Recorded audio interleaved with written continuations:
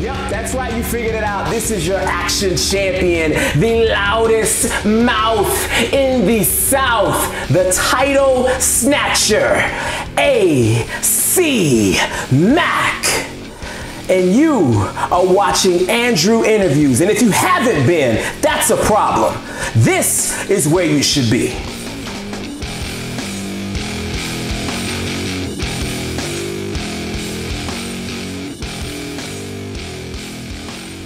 Something that you don't want to talk about, that you feel uncomfortable on, you can either say, I don't want to speak on it. You can say next. The idea is to represent you best that we can. Okay. So I think what we'll do is we'll do a portion where we just get to know you. Okay.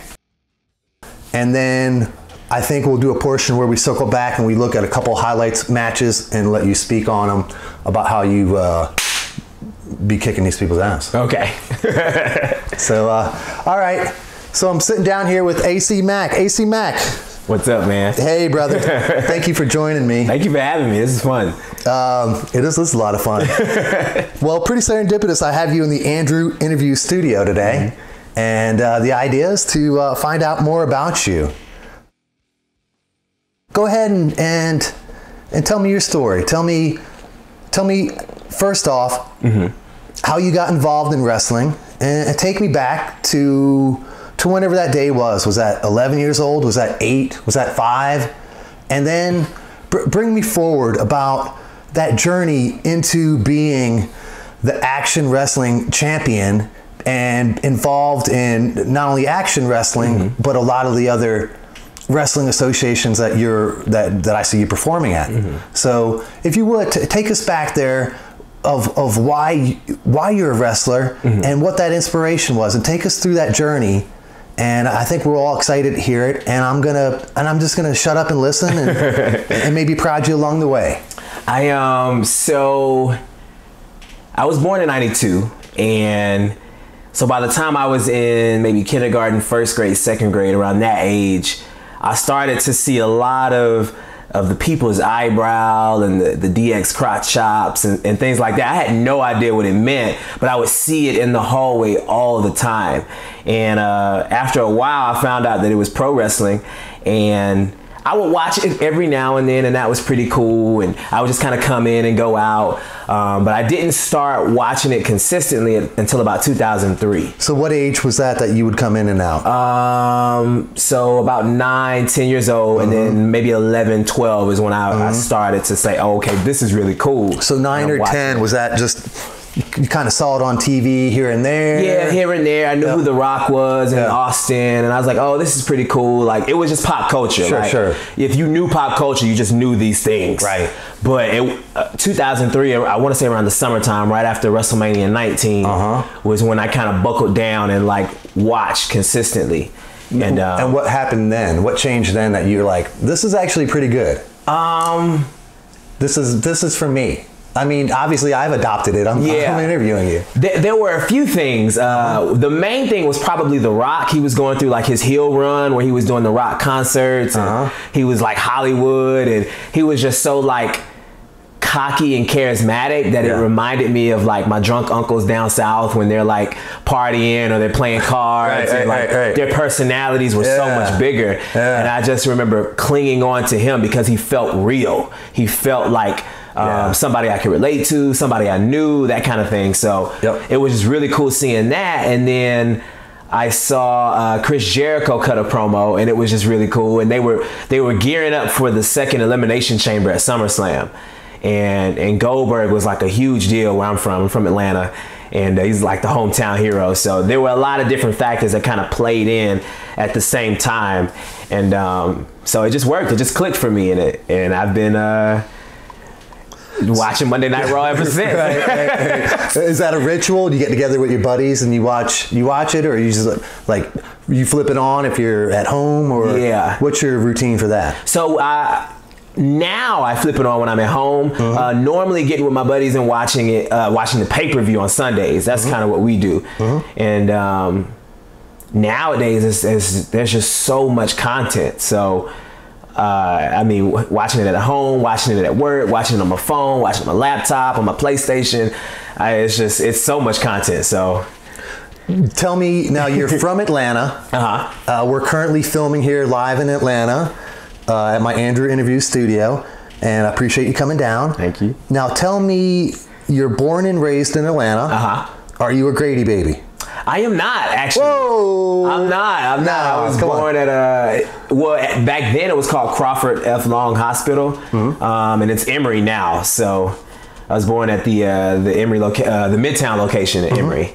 So I'm not a Grady baby. Sorry. How big is your family? Tell me about the immediate family. Yeah. So both my parents are still living. It's me. I'm the oldest, and I have a brother who is. Oh wow, he's about to turn 23. Ooh, when is that? Oh, 2 months from now. Okay.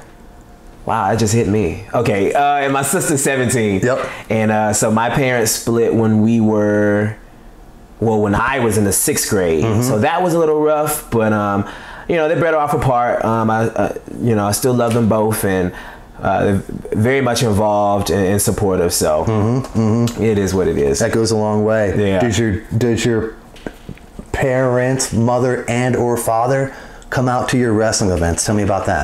So unfortunately, all of my grandparents are deceased now. They're no longer with us. But my mom comes whenever she can, when she's not working or anything like that. My siblings aren't the biggest wrestling fans, but they know what I do and like the bigger names in it. So they come out every now and then, and they'll have questions, and it's really cool, like talking to them like while the show is happening, and like just kind of dissecting it with them and telling them what's going well and what's not. They kind of like the mechanics of it rather than like being the fan. Right. If that makes sense. Yeah. It sure does. Okay, so born in Atlanta. So take me back to 2003. Give me an intimate. Take me on that journey with you from 2003 to we're in 2019 now. How does somebody become an all-star wrestler where somebody like me goes and tracks you down and says, please come on my show?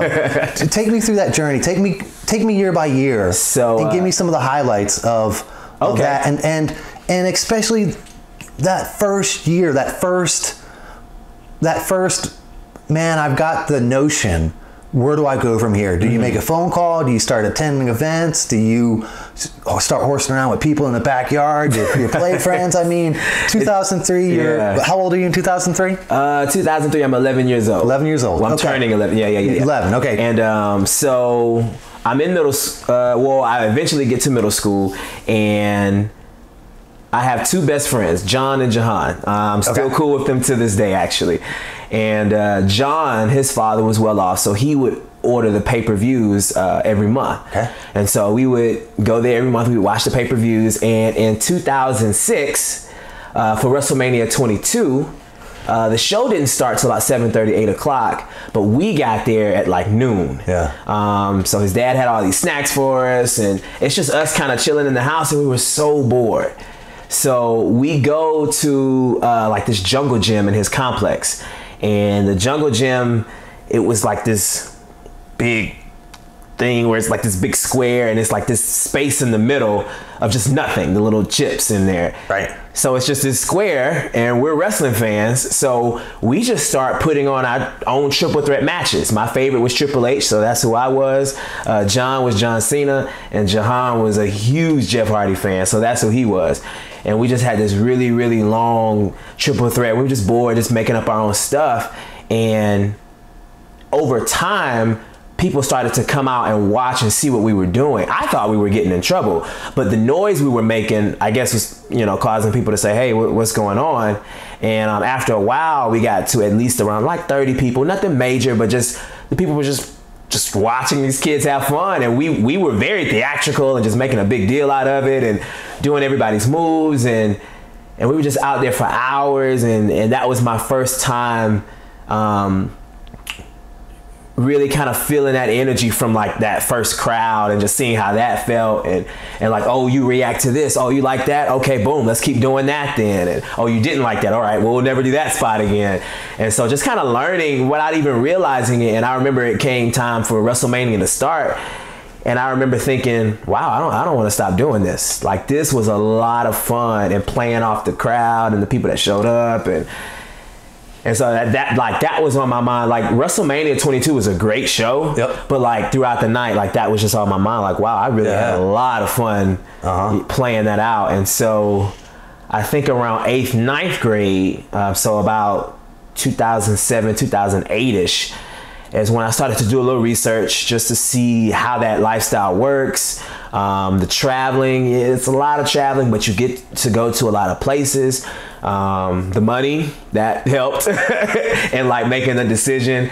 The one thing that made me nervous was that the process was extremely different. So it didn't really include college or anything like that. You found the wrestling school, and you kind of traveled around. You got your name out there, got your reel out there. And so that made me nervous, because in school what was it called?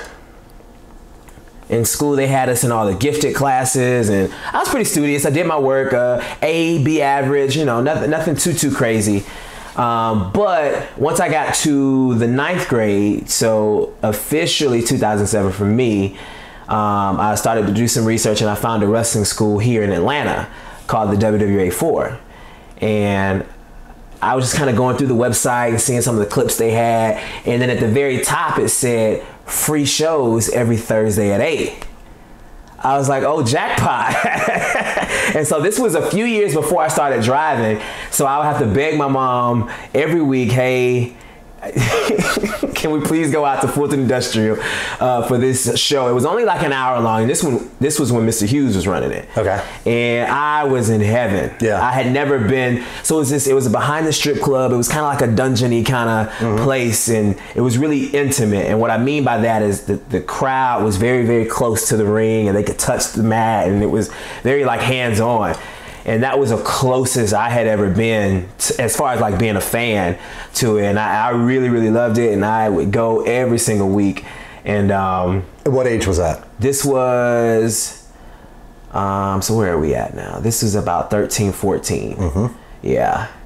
And so your mom's taking you, you're riding your bike up there. How do you get up there? My mom's taking me. There was a few times where I rode Marta down there. And then I got my first car junior year. So like 2010, and that's when, I mean, just every Thursday, I'm just down there, first one there, last one to leave, just really wanting to be in that atmosphere. My favorite parts were when they would do like these impromptu battle royals, to where the entire school, everybody was just in the ring, and it was just fun to watch and just fun to be there. They had a few scares where a few people got injured and they would have to stop the show, but for the most part, everything was safe.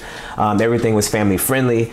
So and I loved it. And I said, what I'm going to do, I want to graduate from high school.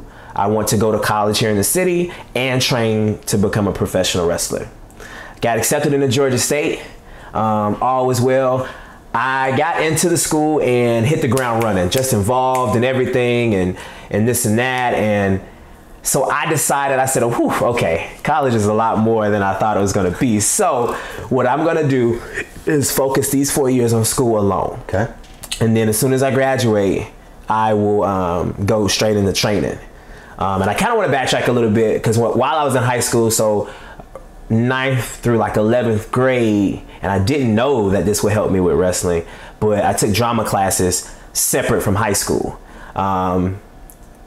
At the time when I was struggling with my sexuality, I was still following around this girl named Kamara, and she was in this theater class, and so she had mentioned it in passing, and I was like, oh, okay, well, boom, I'll go. I want to go too. And I was just trying to get close to her, but I ended up really liking theater. And it took me a minute to realize, like, well, after I had started wrestling, that theater experience really helped me like understand entertainment when it comes to wrestling. So I definitely wanted to point that out. And so I'm in college. I graduate in the fall of 2015. And I started my training my very first day, February 8th, 2016. And I remember the date so clearly because that was the same day that Daniel Bryan retired, like officially, for his 4-year gap. I think it was 4 years. And so we started the training. It was $1,000 for not like any amount of time, but just to be like a member. And so it never really expires. Whenever you go back, let's say you make it big and you want to come back, like you don't have to pay again or anything like that. So that was pretty cool. I really liked that aspect of it because a lot of schools were pretty expensive and it was ongoing and I wasn't trying to do all that. So I was talking to a few friends. I'm like, hey, I'm gonna start. And I think this was the best part of the journey because my mom had just done her taxes, so she put something aside for me. I had a few friends all separately who all like donated, and I didn't even have to ask. They were just like, oh, you've been talking about this for years, you know, and you went to school, you got your degree. I'm really happy that you're chasing your dream. Boom, here's $200. And so I didn't have to come out of my pocket a dime. Wow. For $1,000 to start training. And I just thought that was really cool to have that many people believe in me without even me have to do like a GoFundMe or anything like that. They were just like, no, we're with you. Here's what I can do. So I love that. And I make sure I tell people that. And I still to this day thank each and every one of them. And so started on February 8th. This was a transitional period for the WWA 4 because this was when AR Fox started to take over. So me, Austin Theory, and David Ali were his first 3 students. Austin started in the middle of January, and then me and David started on that same date of February 8th. And I just remember taking my first bump and thinking, man, I don't know if I can do this. This hurts. Because I've played contact sports before, but it was so long ago, like in middle school. When I was younger, very, very young, that's when I played just any sport I could get my hands on. Once I got to high school, I did soccer and swimming, but I took more of a diplomatic role. So I was involved in mock trial and SGA and just kind of helping in other ways. I wasn't really doing the whole athletic thing, and I didn't do it in college either. So it took me a minute to get used to being hit, get used to being tough and things like that. So, you know, when you're in there with these big beefy guys, and it's just, it took me a minute. It took me a minute. But a few months in, I started to realize, hey, I think I'm pretty good. Like I started to notice how I was moving, and I can kind of compare myself to a lot of people who have more experience than me. And then when it came time to incorporate your character into things and cutting promos and things like that, and just kind of seeing where you are with the pack, I was like, oh, okay, I think there might be something here. I'll continue for a few more months and see what happens. And then my first indie match was actually FIP down in Florida, thanks to Fox. And we drove down there, and they took to us kindly, thank God. And yeah, so at that point, it was all about reaching out to different promotions and just kind of traveling wherever you can, however long you can, and just helping set up the ring and help carrying bags and, you know, just paying your dues. Like a lot, that's a huge part of it. Tell me about that, because I'm interested, and I would imagine a lot of our viewers are going to be interested in either what it took to pay your dues and as I say, cut your teeth and get in there, to hear your story. And a lot of people are also interested because they may want to pursue the same avenue.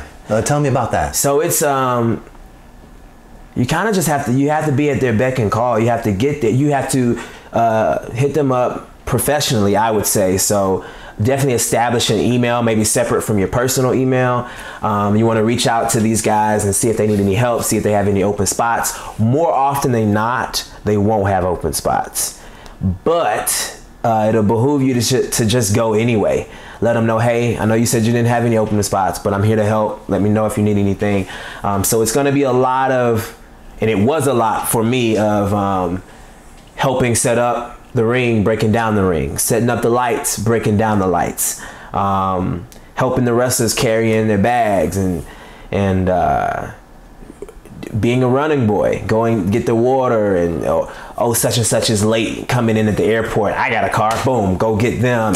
And you know, sometimes you might have those conversations where you got to pick up somebody like Raven from the airport, and it's just you and Raven in the car for a 30-minute drive. So you get to pick his brain. So it's little stuff like that that just adds up. And if you do it enough, and if you do it hard enough and smart enough, they will recognize that, and they will remember that. And I know it sucks. I know a lot of people are like, I'm not with that. And trust me, I did not like it. Nobody likes it, but it eventually pays off. It eventually pays off. Now, I can't promise. You say that. Eventually, are we talking 6 months, a year, 5 years? It's different for everybody. It's different for everybody. What about AC Mack? How long did it take? It wasn't long. Because you brought me back to 11 years old, 13, 16. I'm guessing you graduated college around 24, 25, maybe 22? No, 22, 23. Okay. No, 23-ish. Yeah, 23. Okay. So by this point in the story of really getting into it full time, you're 24, 25? Yeah. So take me back to that. You were talking about the transition of the WWA4 and the new ownership and kind of really both provided an opportunity and helping them grow and be a team player. I think what you described is what we used to call a team player. Yeah. You know, of putting it in. But tell me about that transition, about the transition in ownership, and how you built up the first couple years of jumping into the independent circuit. The transition was a little weird. There was a little bit of drama involved with that. So trying to navigate between like muddy waters and then still learn your craft, and then becoming confident in what you're doing, because it's easy to say, okay, boom, here's a suplex, this is how you do it. But to be confident and know that you're doing it correctly, know that you're putting it in the right place. I think that took a while to register. And I had, I don't know if you're familiar with Austin Theory, but he's a freak. You guys do great work together. Oh my God, favorite opponent to this day. I invited him and I invited you. I saw your match and I was like, I need both these guys on my show, and I need them on immediately. Oh, if you can get him, I would definitely recommend. He just gets it, and I hate to sound so vague, but when you're in there with him, it's not a struggle. It just works. It flows. And so I sparred a lot with him. He was my training partner. Anytime Fox had us do a drill or anything, there was any task that we had to do in training, it was always me and him, even with promos. And so I liked working with him because I feel like we bring out the best in each other. So he is a freak of nature in the ring. And so I'm learning a lot of things in that aspect. And I think where my strength comes in is the entertainment aspect and character work and stuff like that. So I would give him advice on that. And so we would just help each other out. And then when it came time to travel, we would travel together. And we were paying our dues, but when you got a guy that looks like the next John Cena, you know, you're not gonna be carrying bags for too long. And so they were like, oh, I need you in my show. And so, you know, I'm tagging along with him and he's like, I hear you. This is what he's saying. But this guy's really good too. And if you want me, I think we should work together. And so that's kind of how I kind of got my foot in the indies, because we would travel together and then we would just have all these matches all over the place. And when you perform well together, it makes both people look good together. Yes. Because I've seen some sloppy matches in my day and you think, well, you guys are struggling. Yeah. And I've seen some really clean matches where you're like, damn, this is why I'm a fan. And I saw that between you and Austin. I particularly remember that. And I invited both of you guys on my show. Continue on that about how you guys work together, and then tell me a little bit about the training regimen for a wrestler. You know, tell me about a little bit about the training regimen. Tell me a little bit about the traveling regimen of your early beginnings working with Austin and working with, I presume this is all for Action Wrestling or somebody else? Oh no, everybody. Yeah. Okay. So Action didn't come into play until April of last year, 2018. Don't take me there yet. Okay. Back me up. Take me. You've just cut your teeth. You're with the WWA4. You're training. You're working with Austin. Yeah. He's pulling you up. Where do you go from? You're at the WWA4. Yeah. You're paying money to wrestle. Yeah. Tell me how you went from the first match of I'm paying you to wrestle to you're paying me to wrestle. Tell me about that. So all of our shows at the WWA4 are filmed and we put them on YouTube, and it really, really helps as far as exposure goes, because you have promoters who are on YouTube looking for matches and they come across the WWA4 channel and they see this big, huge guy and they're like, oh my God, Austin Theory, who is this? I need to book him. So they'll reach out to him. And Theory's like, hey Mack, I'm going to Tennessee this Saturday and blah, blah, blah. I'm not doing nothing. Let me ride with you. Let me see what this is. And so that's kind of how that transition went. And we would just do that every weekend. Alabama, Mississippi, So what's Florida. the first match you got paid? $50, $100, $200? Tell me that match. That was FIP. I want to say Tampa, Florida. Yep. And so this was under the WWN umbrella with Gabe Sapolsky and things like that. And so it was me and Austin, and I came out with this horrible cowboy vest. I remember. It was me and Austin against a tag team, and their tag team name was Jimmy Eat Lisa.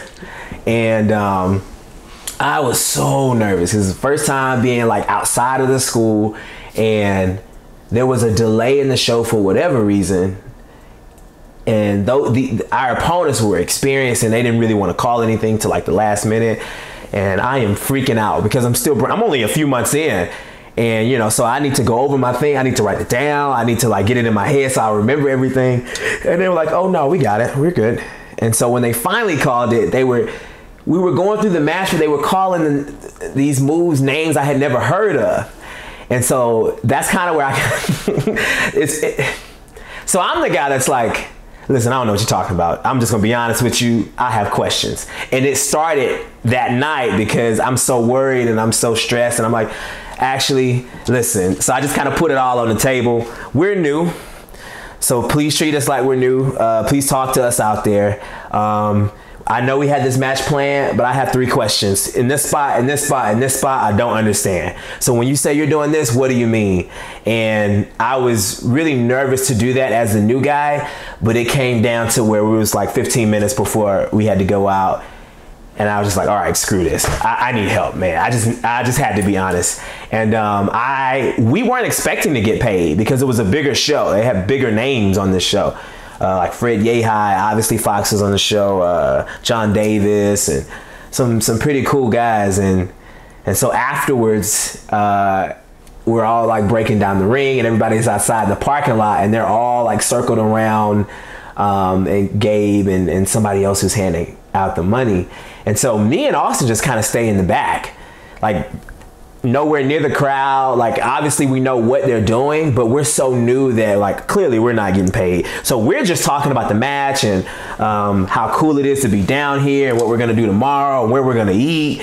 And they call us over and they gave us a little envelope. It was only 25, but it was 25 more than what we thought we were gonna have. Yeah. And it was a cool experience. It was a learning experience for me. Yep. And that was the start of it. So I started training in February. I had my first match in June, and then the first match that I got paid for outside of the school was in September. So that was a lot. That's a lot in 6 or 9 months. Yeah, it was. That's pretty fast. It normally doesn't go that way, but that was pretty fast, and I think that's why I was so nervous, because I just wanted to make sure I was ready. Right. Yeah, Fox felt like we were ready more than we felt like we were ready. Yeah. So it was very nerve-wracking. But did she come on board around the same time that you came on board? Did who come? AR Fox. What did you had mentioned that, if I understood correctly, that she had during that transition period, she had come on board to the WWA 4 as a. Oh no, AR Fox is a guy. Oh, is he? Yeah. I'm sorry. Okay, that's what was throwing me off. I was who's the attractive dark skin chick? Dark skin chick. So yeah, that's his wife, Ashley. Oh. Her character is Ayla Fox, though. Ayla Fox. Okay, I was getting those confused then. But they both run the A4 like together. Gotcha. Yeah. Okay. So they're two different people. Gotcha. Okay. Tell me about the transition of the WWA 4. Tell me about that transition, how it went from being behind a strip club to where it is now, because isn't it? Yeah, it's in a new building now. Yeah. So Mr. Hughes is on his way out. Fox comes in, AR Fox comes in, and they already know each other because Fox was trained by Hughes. Okay. Fox trained at the WWA 4. He eventually moved up north back home with his family to Connecticut and all that, and he came back, and then that's how they started the transitional period of him becoming the owner, or him and his wife Ashley becoming the owner. Okay. And so we came in. It was behind the strip club, but we didn't mind it. It was a very rundown place. It's in the ghetto. It was, it wasn't something that you would really want to say, hey, let's take a tour of this place. But it was a lot of fun. Yep. A lot of big names have come out of that building behind that strip club. And I don't know, it was just something about working hard in that building and just like seeing the progress you made with your body, with what you do in the ring, with your character work and just your discipline. So in our minds, it was prestigious. Like if anybody sees it, I promise you they're gonna be like, what the hell is this? But I don't know, for us it was just prestigious. You earned your stripes here. So I guess you could say, so that's why we loved it so much. Eventually we started to grow. The school started to grow to where it was like 30, 40 people coming to training every day. And we had a few rings, but the square footage itself was very small. So we ended up moving like a mile south down the road to a bigger complex. It had a lobby now. It's much more presentable. There's much more room. So when we do the shows every week, we can have a lot more people in and sit them down and stuff like that. So it has Wi-Fi, air conditioning, thank God. So we did move, and the new place it's great. It's definitely an upgrade. But the people who came in with me, so like the first maybe 8 or 9 people, we all had that connection where it's like, dang man, we do kind of miss the old building though. It was a different atmosphere. Nothing positive or negative or anything like no difference in that. Just, I don't know, it was just different. It was a different atmosphere. Yeah. Gotcha. Yeah. So continue forward with, you just got done with your first match. You walked to the back dressing room with Austin. Take me to that conversation. I don't remember the conversation, but I remember the emotion. So I'm extremely sensitive. Yeah. I'm a crier. Yeah. If I'm happy, I'm crying. If I'm sad, I'm crying. If I'm mad, I'm crying. If I'm frustrated, I'm crying. So I cried after the match. And I just remember, I remember Fox liking it. I remember him being very proud of us. I remember the crowd reacting positively to all 4 members. I remember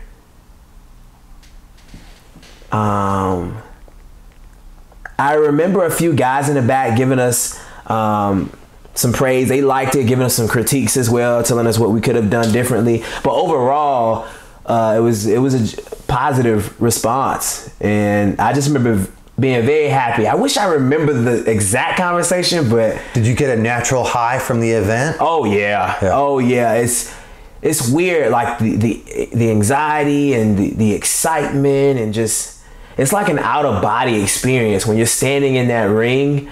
It's gonna feel really weird, and I'm not religious really, but like you can like feel their energy.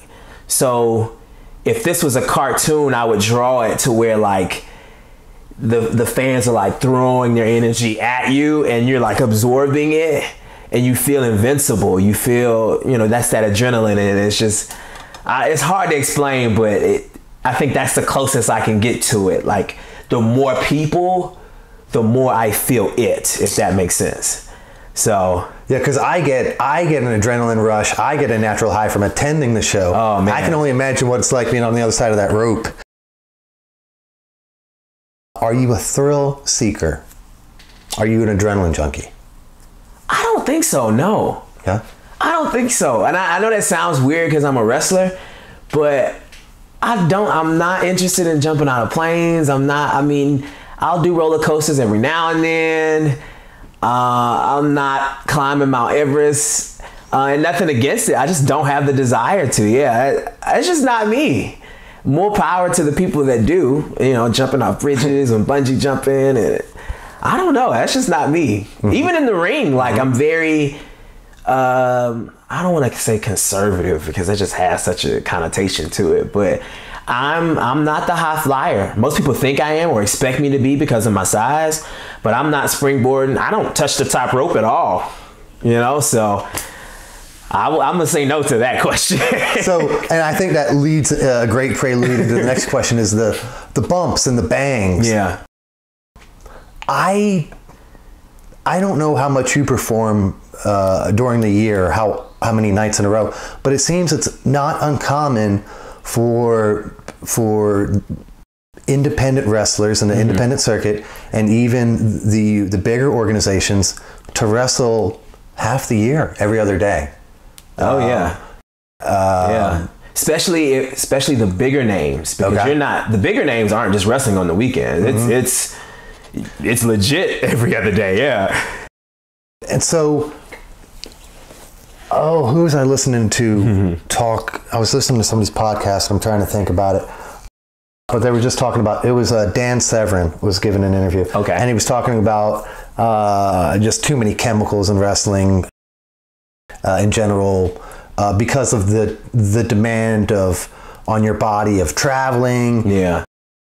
How do you deal with the bumps and the bangs? Because my back hurt just looking at you taking those slams the other night, and I thought, God damn, I wanted to get in the ring with you. I was like, don't hurt my boy. I got a good interview coming up this weekend, and I don't want to do it in the hospital. How do you handle the bumps and the bangs and the bruises? It hurts, man. It really, there's no way around it, and I think that's why I get so bothered when people are like, "Oh, it's fake." Yeah. I get that it's predetermined. I get that it's entertainment. Yeah. But the bumps, the injuries, the weapons, none of that stuff is fake. And so I try to get people to understand the difference. And you're just constantly taking bumps for each match, training, So me personally, I try to be careful about what I do, and I know with my moveset, I think I maybe have 2 or 3 moves to where I'm actually slamming somebody. A, because of my size, and B, we as wrestlers look at it as a bump card.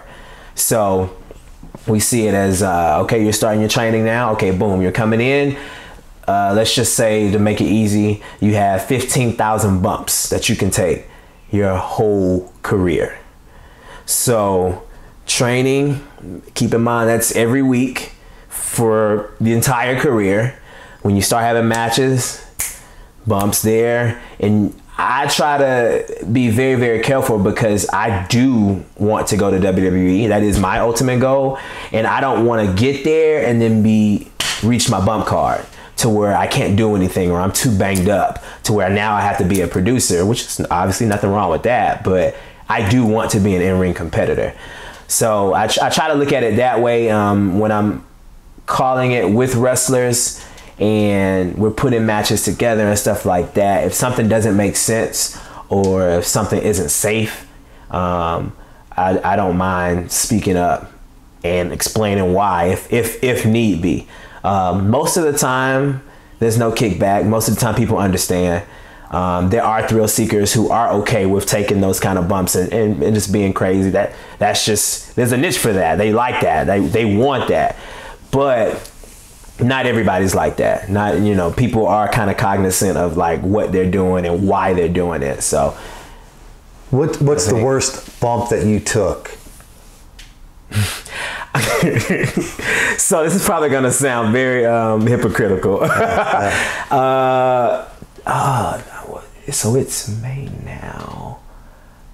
I think I took this bump in February of this year. So I was at Peach State. I was the No Limits champion, which is like their mid-card champion. I had it for like 280 something days. And I had this really, really good feud with this guy named Ace Haven, 17-month feud. And we were having the big blow-off match. So I won his wife as like my managerial service. She was like my manager, and so the people hated me. Oh, and I would do my intro, but I would make her like get on all fours, and I would stand on her back and do my intro. It was really good. It was really great material. And so finally, it was a cage match for the strap, and it was for her services. And we had all these spots to where we had a screwdriver involved. We had a taser involved, a real taser. He's like, yeah, I want you to tase me in this match. And I'm like, Ace, we don't have to do this. Like, it's already a cage match, I promise you. And we had the blood ready and stuff like that. And so we got there super early, and we were practicing some of the spots and with the taser. And I just still wasn't comfortable with it. But he wanted to be tased. And so we would put it in my vest, because we were putting all the gimmicks in my vest. So when I would come out, I would keep the vest in the cage, and whenever I would knock him down, wherever there's a big spot, I would go to the vest and get whatever the next weapon was. And I was like, so not only do we have a taser in this match, but I have to wear it in my vest on the way out there. And we're brawling before we even get in the cage. We're all around the crowd, throwing me into the wall. It was great. But the whole time, I'm like, I have a taser in my pocket, and I just don't want it to go off. But anyway, the biggest bump was, so we both are trying to escape the cage. So we're on the outside now. We're going back and forth, fighting at the top. And eventually, you know, we kind of grab each other, and we fall down through these two tables. They weren't stacked. They were like right next to each other. But under the tables, there are no mats. There isn't anything but this concrete floor. So we fell off the cage, through the two tables, onto the floor. Oh. And I just remember thinking, boom, it sucked. But I remember thinking, we got through it. It's over. I don't have to worry about this bump no more today. Like, we did it.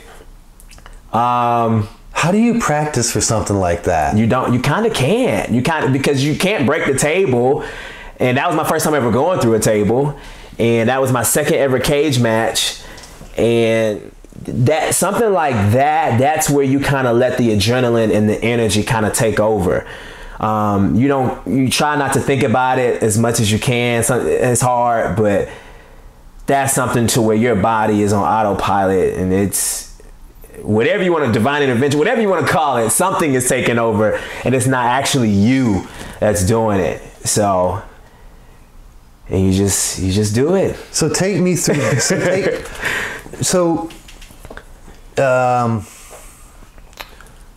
Take me through. What do you do if you take a bad bump and it doesn't go the way you want? I think Brian Cage or Brian Cagle that took a really bad bump last week and injured his back, and may have consequences on his career as a result. Oh, I didn't hear about that. What happens with somebody like that? Now, you know, obviously, any one of us can have an injury at any point, and our life can change.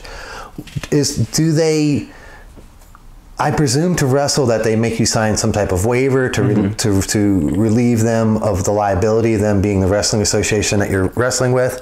But do they mandate, or do you carry any type of additional life insurance or medical insurance in case something like this happens, or is it just kind of just fly by the seat of your pants? Take me through that. So me personally, I work full time and I have full health coverage and benefits through my job. Thank God. So if anything does go wrong, I am covered. But the scary thing about this industry is that more often than not, the people that are wrestling don't have health insurance. And I'm glad you asked that, because that's actually a huge thing about AEW that's starting up now. Everybody's kind of talking about the money and, oh, he's got all this money and everybody's getting these big contracts. The main thing that really popped me was the fact that they're offering health insurance to the wrestlers. I think that's really important, because you're constantly putting your body and your life on the line on a nightly basis, weekly basis, whatever the case may be. So yeah, thank God for health insurance. It's needed. It's definitely needed in this business, because you just never know. Mistakes happen, injuries happen. It's just the way of life in this industry. So you have to be prepared for it. Good. Let's knock on wood that you're gonna have a long, healthy career. Yes. And you or no one you wrestle against will be seriously hurt. So let's look for that. Very cool. A lot of interesting stuff that you're sharing. Take me back to I want to continue to hear more about your development. Take me back. You've just wrestled your first match with Austin, and now you guys you're feeling good. Yeah. And you're making plans. You're going, hey, this is what we need to do to get better, and this is what we're gonna do looking ahead to grow our career. Take me back to that mindset, and take me back to the next match and how you continue from there. So after the first match, it's kind of like a repetitive thing of just kind of traveling every single weekend to wherever, and working and getting the most exposure you can. I think the next chapter, I would say, would be branching out to a place called NCW, National Championship Wrestling, in Cornelia, Georgia. In the famous Landmark Arena where AJ Styles trained, and Rick Michaels ran Anarchy and NWA Wildside South out of that. And so NCW was like this startup. They were bringing it back. It was gone for a few years, and they were bringing it back, and they wanted to use local upcoming talent and showcase them there. And then when they were ready, it was kind of like an NXT kind of deal. They would graduate on to Anarchy, which is like their main show. And we got there, me, Austin, a few other A4 guys like Tommy Maserati, Alan Angels, Ashton Starr, David Ali. We all got there. It was basically like a WWE A4 show. It was so many of us. And at the time, it was running every single Friday. And so just getting those reps in and adding shows to your weekly travels. So Friday we would go up to NCW. Saturday would be maybe TWE up in Chattanooga, and then we would come back to the city, maybe do Mucha Lucha on that Sunday, and so we would just try our best to stay as busy as we could and just get those reps in, because the more you're in the ring, the better you are, and the more times you wrestle people that are better than you, the more you're learning. So, and that's just kind of how it was for that whole year, and just kind of going around. And luckily I was able to win a lot of championships, and a lot of different promotions trusted me to be like the guy. So that kind of helped, and being able to take direction and having agents and people directing you in storylines and where we're going from here. And I think overall it's like prepping you for that WWE role. How did you get your first agent? Did you approach them? Did they approach you? Was it what is that relationship? So when I say agent, I mean so like the producers in the back. Gotcha. So if you go to a show, you'll have the booker who puts the card up, and he says, hey, we have 7 matches. Here's your refs. Mack, let's say you and Angels, you guys have 12 to 15 minutes. I want Angels over, and I want get with your agent on how the finish should be done. And so your agent kind of tells you the story that he wants from the match, the message that we're trying to get across, and what the finish should be. So basically like the director in a movie. And then it's up to the wrestlers or the actors to kind of go out there and bring that vision to life. And so I love having agents. A lot of people don't, because it kind of takes away the creativity part of like them coming up with a lot of things. But I like agents because it gives me like, okay, this is where we're headed. Doesn't matter how you get there, but boom, that's the end point. Here are some bullet points along the way. Go. I like it. I just like the direction. Same with promos. I hate scripts.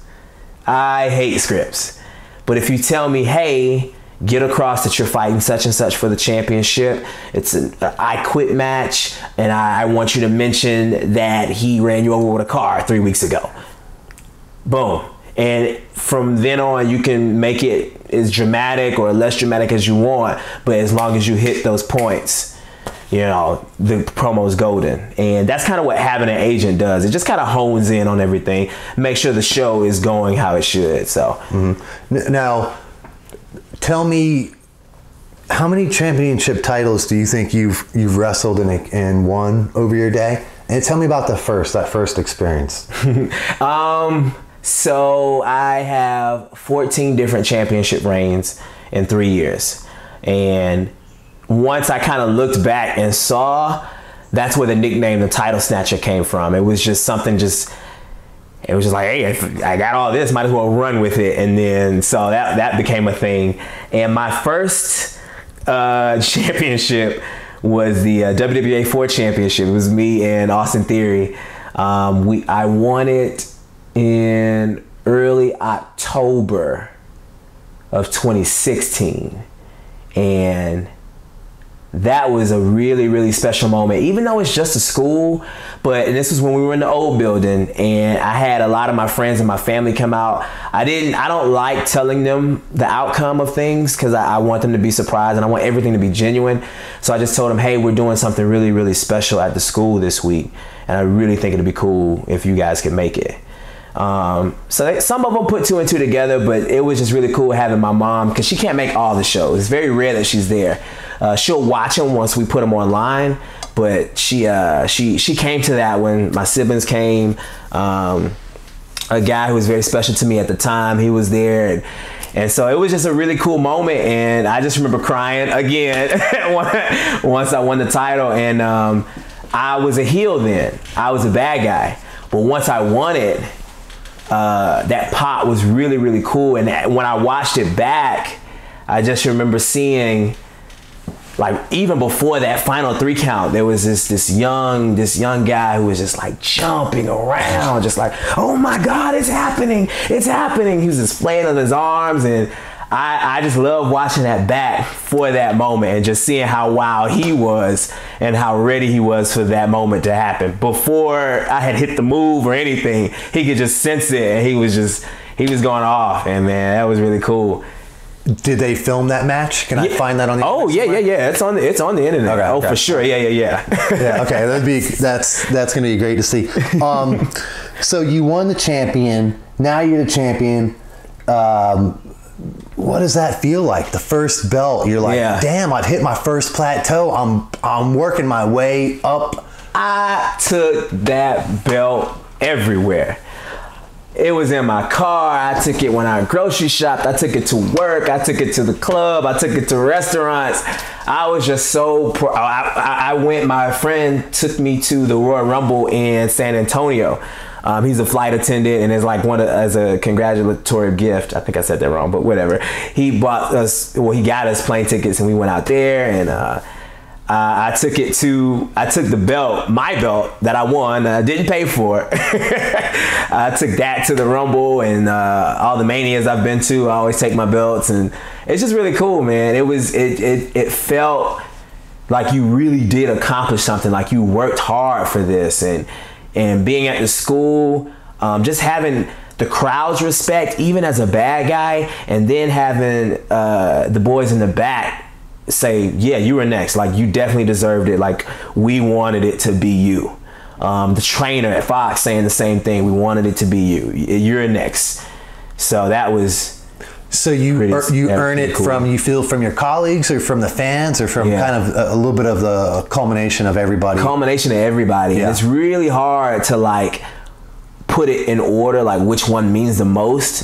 But in that case, with it literally being everybody saying, hey man, yeah, you definitely deserve it. That felt really cool. That it let me know that A, I'm doing something right, and B, even though I'm only a few months in, I think I'm meant to do this. So that was really, really self-assuring. Yeah, I bet that was a great feeling. Now, you took the belt everywhere. You're traveling with it everywhere. Tell me about the attention you get when you travel with the belt and that feeling. Tell me about that. Paint that picture for me, AC.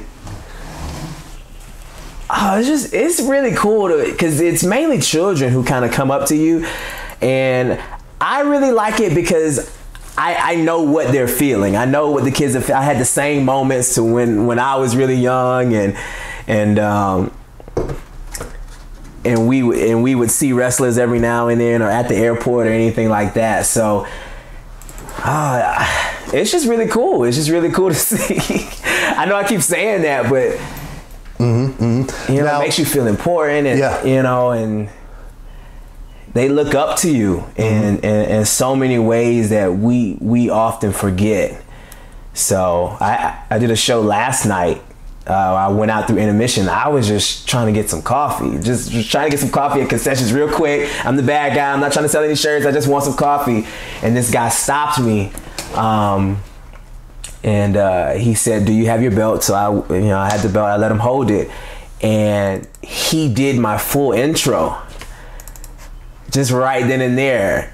And I was like, oh, I don't have my phone on me. I wish I could have filmed it, but it was just so cool. Like, just stuff like that, the way you touch their lives, and you just never know, man. Even as a bad guy, just as an entertainer, period.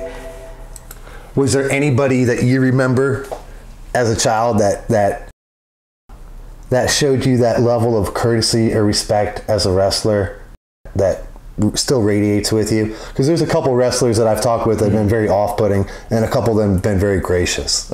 So you mean like after I started training? No, at any age. Any age, young or whatever. Anybody that's really like, when you think back and you think, man, I really want to emulate that guy, just the way he acts and just his persona and in real life. Yeah. Teddy Long, even though he's not a wrestler, I met him. And Christian. So I kind of got in trouble at WrestleMania 27 when they were here. So I worked in high school. I worked with the PTSA. They had like a not a booth, but like a stand in the Georgia Dome, so we would sell food and concessions and stuff. And I would do that every weekend, just kind of get some side money. And so WrestleMania was coming to Atlanta my senior year. So I saved up my money, and that was like my graduation gift to myself. I'm gonna buy a ticket, it's just me, and I'm going to WrestleMania. And I hit up my boss in the PTSA. I said, hey, I know you guys are setting up early. Do you mind if I come super early, help you guys set up, and then when the doors open, change clothes and just go to my seat? And she was like, well, yeah, extra work, fine, yeah, come on in. And so I did that, only to kind of get there early and see what was going on with the ring and the setup. And they had this really big curtain that kind of covered. So if you're like walking in the corridor, you couldn't see down into the ring. It was like covered that way. And I walked past that curtain and sat down in the seat. And I remember it was Cody Rhodes and Rey Mysterio. They were going over their match. And I'm just watching. I'm not filming anything. I'm just watching. And Christian comes up. And he's like, hey, man, you can't be in this area. We got this blocked off. And I'm like, oh, yeah, I hear you. But I'm not moving. I'm still just sitting there. Like, and he's like, hey, you got to go, man. You cannot sit here. And I was like, oh, but can I get a picture? He was like, no, I can't do that right here. But you gotta go. And we talked for a little bit, and it was just really cool because he didn't have to be that nice. He didn't have to be, you know, anybody would have been like, man, leave. I'm telling you, you know, he could have got security. He could have been a dick about it, but he wasn't. He was really gracious, and you could tell I was just a huge fan, and I'm just, just this is the whole spectacle is right here. Yeah. So he kind of had this smile on his face, like, yeah, I hear you, kid, but you just can't be here, man. I'm sorry. So I just appreciate him being really, really nice about that. Very cool. Very cool. Here's something I wanted to ask you about. Let's bring the camera over here. Maybe I can put that right there.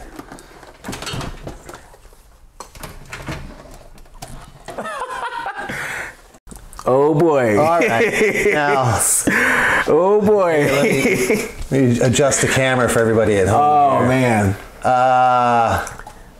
Yeah. Okay. Yeah. So yeah. So, What are we looking at here, AC Mack? I'm trying to learn about you. So for starters, this is a fake page. Okay. I say AC Mack. That looked like you. Oh, I forgot this was online. You got The Rock, and it's talking about your early life. Now, I'd studied this quite intensively. Oh, man. To learn about you. A professional wrestling career. And it's just all pictures of The Rock. Oh my gosh, I'm so embarrassed. So is this legit information with fake pictures or what? What are we looking at? It's legit information, but for so the NFL, you have fantasy football. Yep.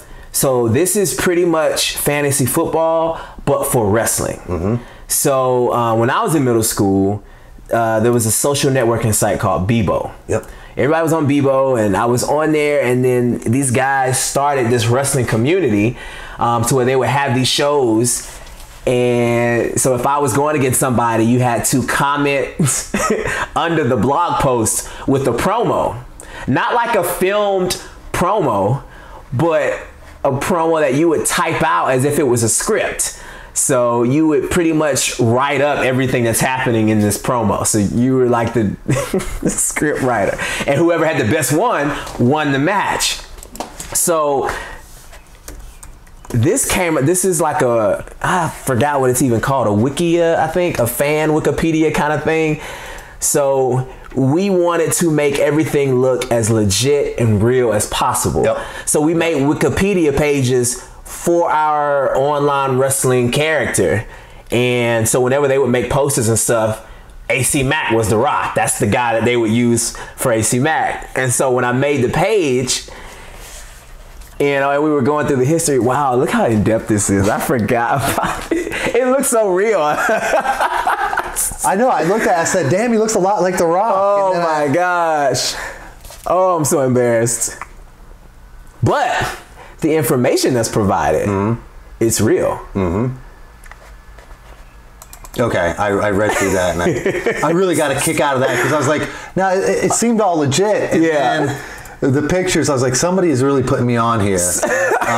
Look at this, 6'3", 239 pounds, resides in Infinity City. That was one of the cities for oh my gosh, this is great.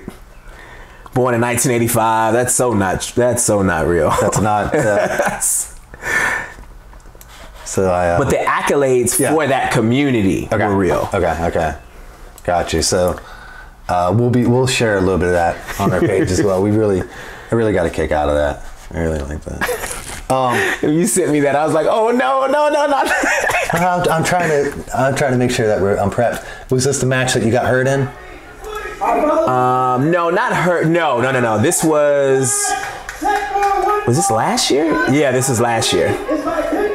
I'm not sure if the one I got hurt in with the table spot has been posted yet. Okay. I haven't seen it. Not on YouTube. You got a memorable match you want to speak on?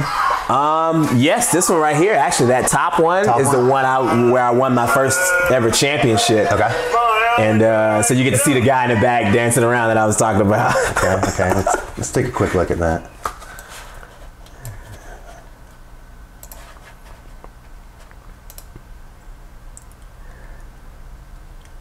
So, now, are you still with the WWA4? So I don't do the shows on a weekly basis, but I'm still training there, and then so we kind of serve as like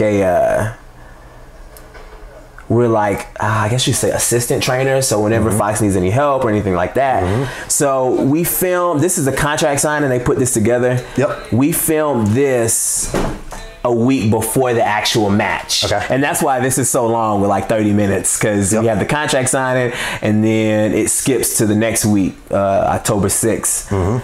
To where that match actually happened. Gotcha. See, no thrills, no flips, just NZs. That's my first shirt. And who is this right here? That's Austin Theory. That's Austin Theory. That's Austin Theory. Gotcha. And this is Ricardo right here. So he's the booker for Mucha Lucha, and they do really big shows up in Norcross. Okay. No, it's back when I had hair. And so this is the week later.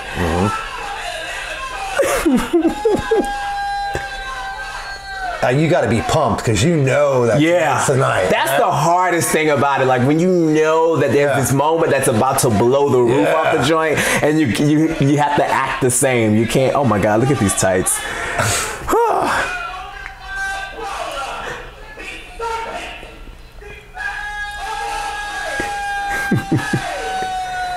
This is a booker in Tennessee. We spoke to him after the show. Do a lot of the bookers come out to these shows for recruiting the young especially talent? locally, especially. Yeah.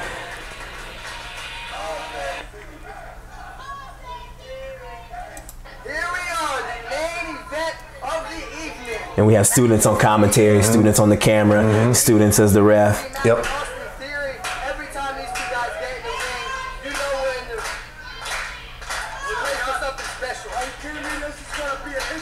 Oh man.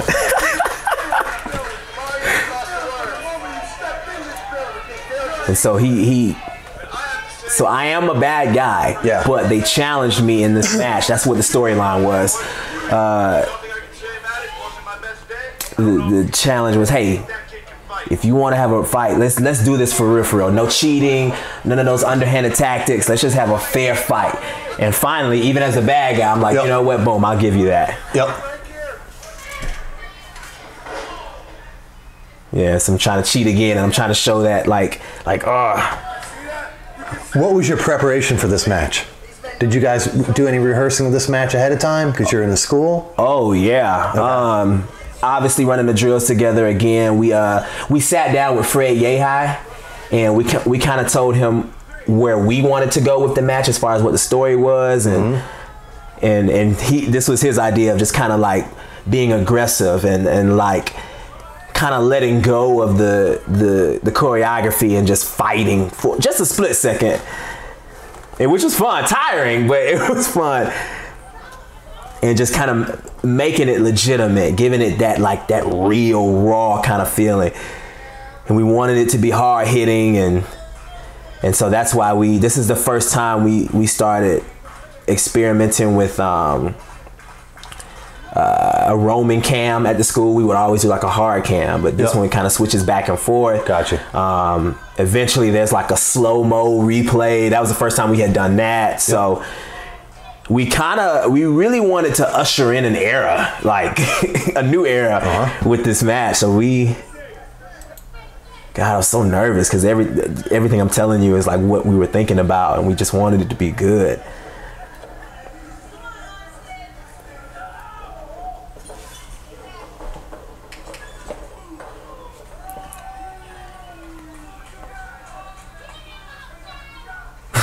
So where do you think you're at on your bump card right now? I don't think I should be worried. It's a small little chip off of the full bar, I would say, but because a lot of my bumps, and this is my fault, I like that snap bump to where you kind of bump a little harder than you should because it just looks better. Yep. Oh. That rolling. Oh man, these spots. This is great. Boom. Oh.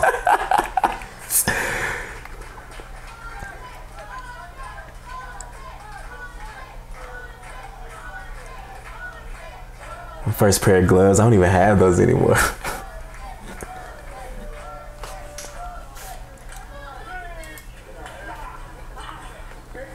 Have you ever broke anything? No. Okay. I have not. I have like a bunch of nagging injuries. Okay. but nothing major, nothing broken, nothing sprained. So luckily, you know, thank God, you know. Oh, nice.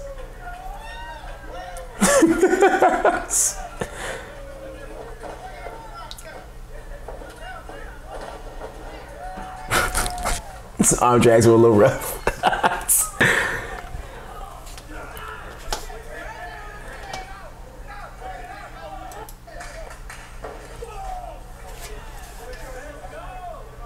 That's my mom right there. Awesome.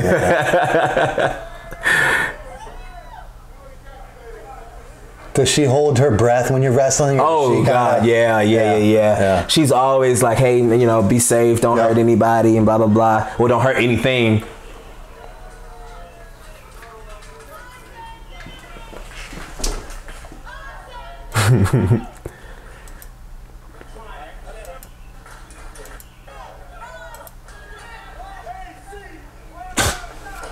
Oh, God.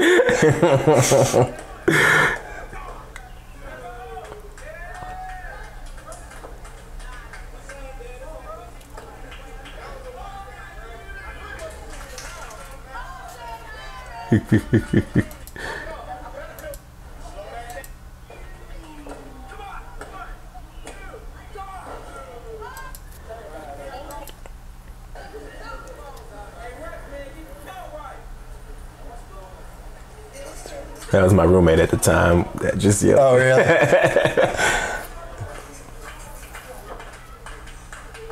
Oh.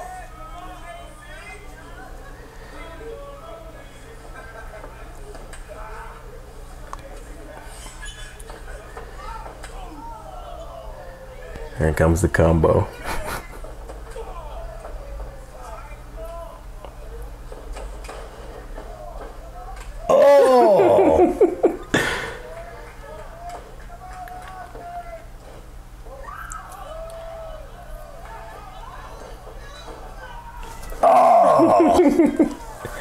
Back suplex, man.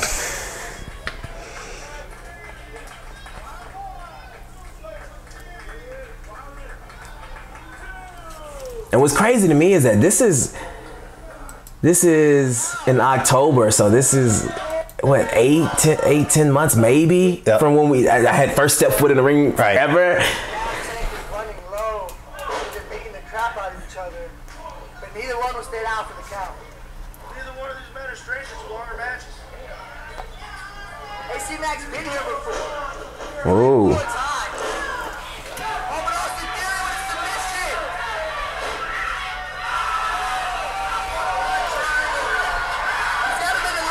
He had just started doing that. We were practicing that week too. Yep.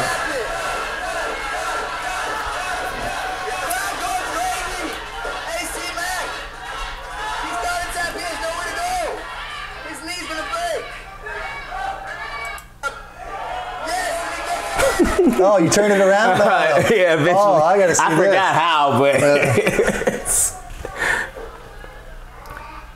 Austin Theory, though, the damage may have been enough. He's gonna look for the finish here. Go for that crucifix driver, but it doesn't get it, rolls him up. Look at that Austin. What do you got? Yeah, muscle crab, yeah, okay.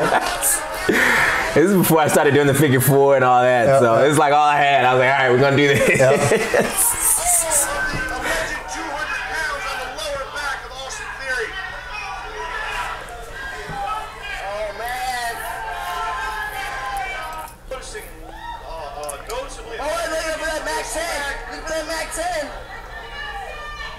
Austin Theory fighting though.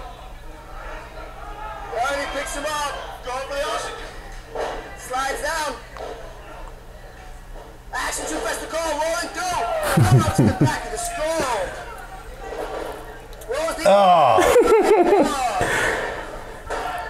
I wish I do the standing meteora in this, but I can't remember what part.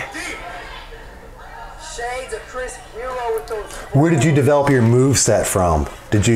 Was it a little bit of what you feel comfortable with? It was mainly that. So I played a lot of fighting video games. So I knew I wanted a lot of that. Uh-oh, missed that.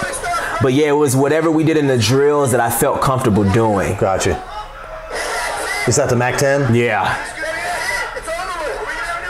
It's my finish. Bam. It's out. Man, that's the moment, huh?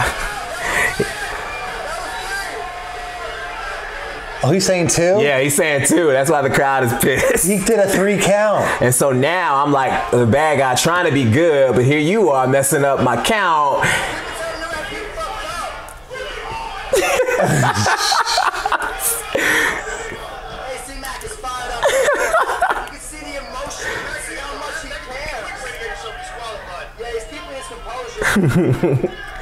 Taking the gloves off. Setting up for another one, I mean, why not? Might as well. Oh, but off the theory this time. I don't know how is he doing this. Oh, God. Oh! That's it right there. Nice. And we're talking to each other right here. We're like, oh, we did it, man. We did it, man. Oh, yeah. That's going to be a great feeling, man. That's got to be a great feeling. Now, how long did you hold the belt for? Not long. Okay. I lost it 2 weeks later at the Mucha Lucha show, back to Austin Theory. Okay. And then we did like a pay-per-view kind of show, special Sunday show at the end of October to where I won it back. Cheating, of course, because I could do my thing in that match. And then I held it from the end of October 2016 all the way to April of 2017. Gotcha. And that's a long time. Yeah. Is that a long time for WWA 4? Yeah, so since the transition of Fox becoming the trainer, that was the longest reign. Yeah.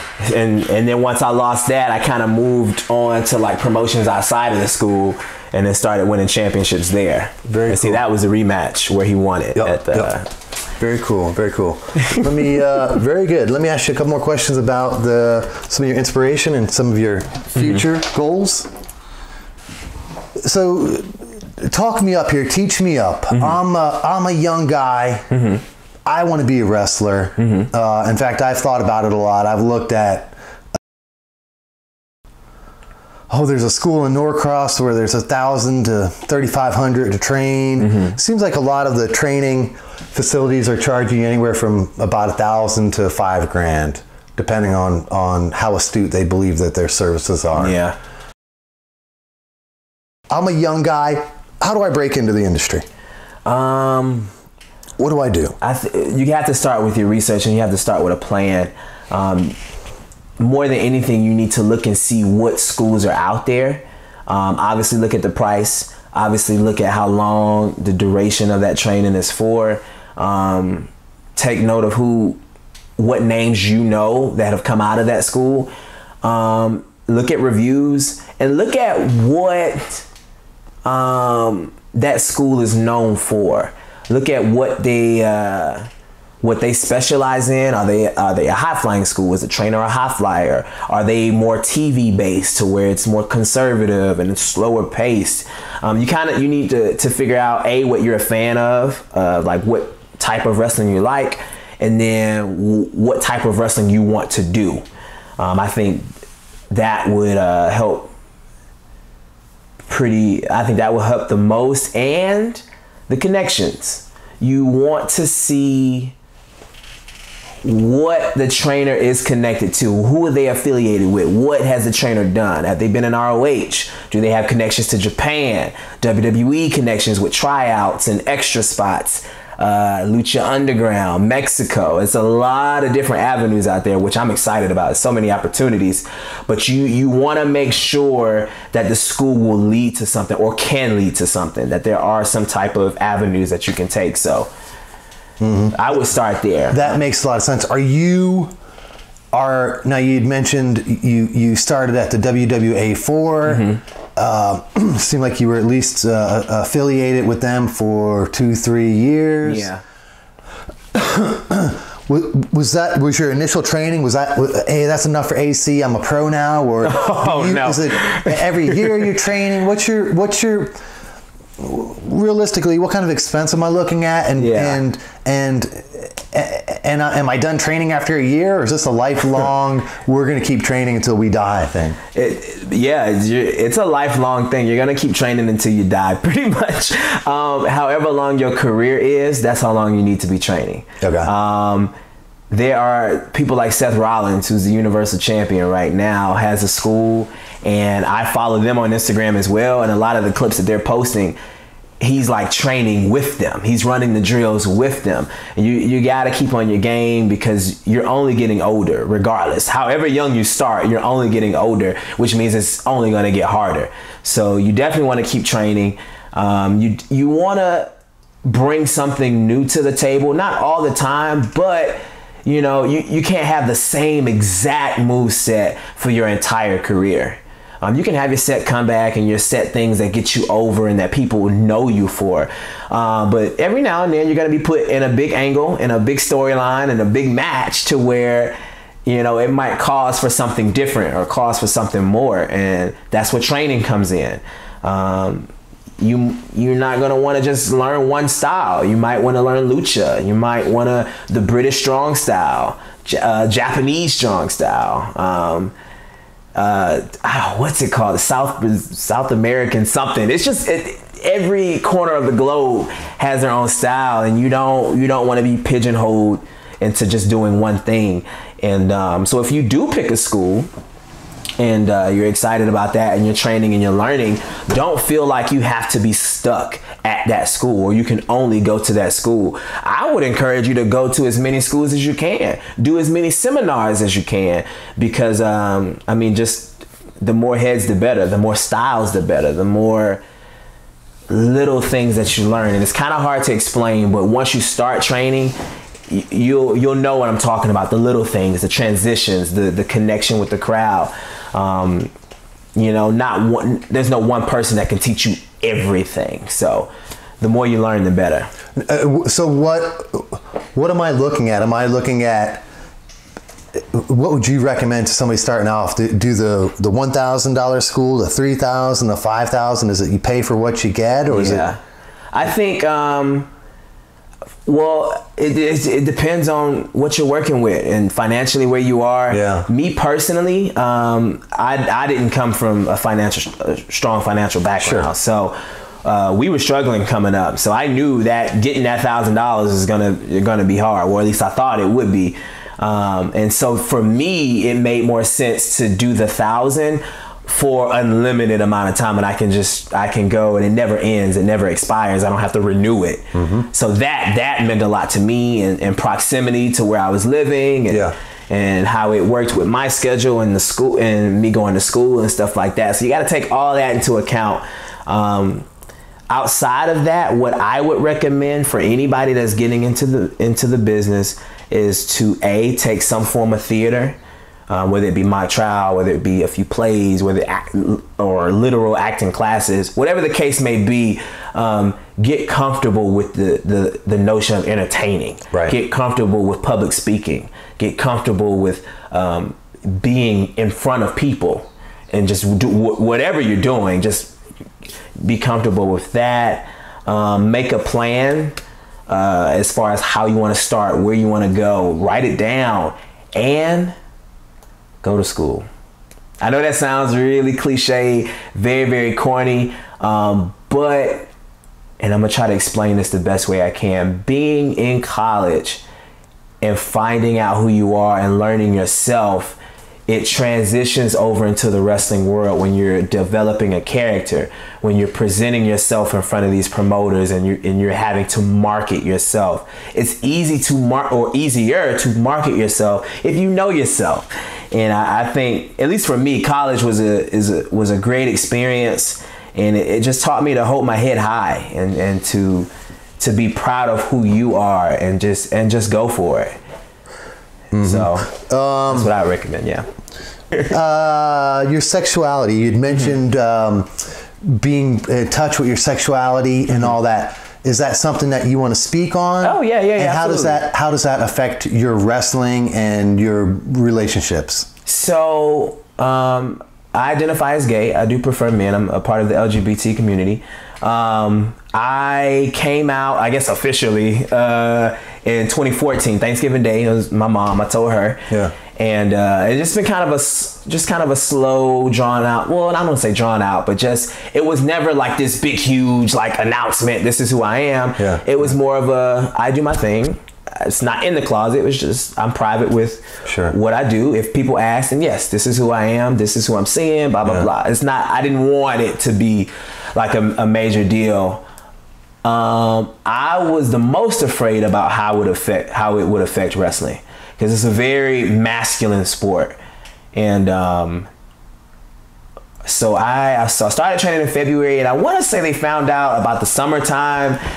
Just with Theory and David, it's a bunch of guys, so we're always talking about what girls they're looking at or who they're trying to talk to, and they kept asking me, and it got so bad to the point where I thought they were doing it on purpose because they knew and were trying to get me to say it. So finally, I was just like, look, man, this is who I am, so please stop asking me about this chick. I'm not interested, and I thought I was gonna get a lot of backlash. I was very worried. But in actuality, it was the exact opposite. It was more love and like more acceptance, and we've been bar hopping before, and some people, they'll say some rude things, and I've had some wrestlers before I can even say anything, before I can even speak up, they'll jump in front and they're ready to fight and defend me. So I thought that was pretty cool. I never would have thought I would have something like that in wrestling. And most people in wrestling know now. And I did the Matter of Pride show up in New York for Mania weekend. So whenever I can make those shows, and then that's just a show for all LGBT wrestlers, and we all come together and put on this great showcase. And they're always fun. My God, they're always fun. And so it's just really cool doing that. And I like being, let me see, what am I trying to say here? I like being a good example for LGBT wrestlers. I like showing that we don't all look the same. We're not all feminine. We're not all wearing pink. We come in different shades, sizes, colors, and all that. So I like to open people's eyes to that.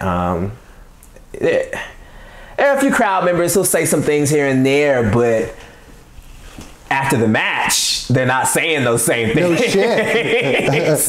So talk that shit in the parking lot. Right. I take great pride in that. Right. And I'll watch my tongue as well, because I don't want to be kicked in the head. But that takes a lot of courage, and to me, you stand out as somebody who is very brave, very strong, very courageous. And I admire that. Thank you. I admire that. And I think that reflects in your character. And I think that's the reason they've leaned on you to become the champion. Because those things are born inside, right? And this show is about trying to figure out, where does that germinate from, right? What is that energy? How do we grab that energy, and how do we embrace it in our life? And to say thank you for the folks that have helped germinate that seed inside us, to believe in ourselves and be confident in ourselves, and to go after our dreams, and not to give up every time that we've taken a knot or a hit or whatever. And so the stories that you tell with me today are obviously a lot of triumph. Somebody who's earned their way, and not given things. Decided that this is something that they're interested in. They want to go after it. They're passionate about it, and it brings joy in their life and the people that surround them. And that's the reason that I invited you to be a guest on my show today, is because I've got a lot of respect for you, and I've got a lot of respect for the things that you've accomplished. Thank you. And that is just fantastic to have you on my show. And I've been bragging to people. I got AC Mack. I got AC Mack coming on. So I think my bragging is certainly justified with this interview. Tell our fan base, tell everybody watching today, what's next out of AC Mack? Where are you heading from here, and where can we expect you immediately? And where can we expect you long term down the road? Where are we going to see you? Gotcha. So we immediately going to Pure in North Carolina. Pure is like the NXT to PWX up there.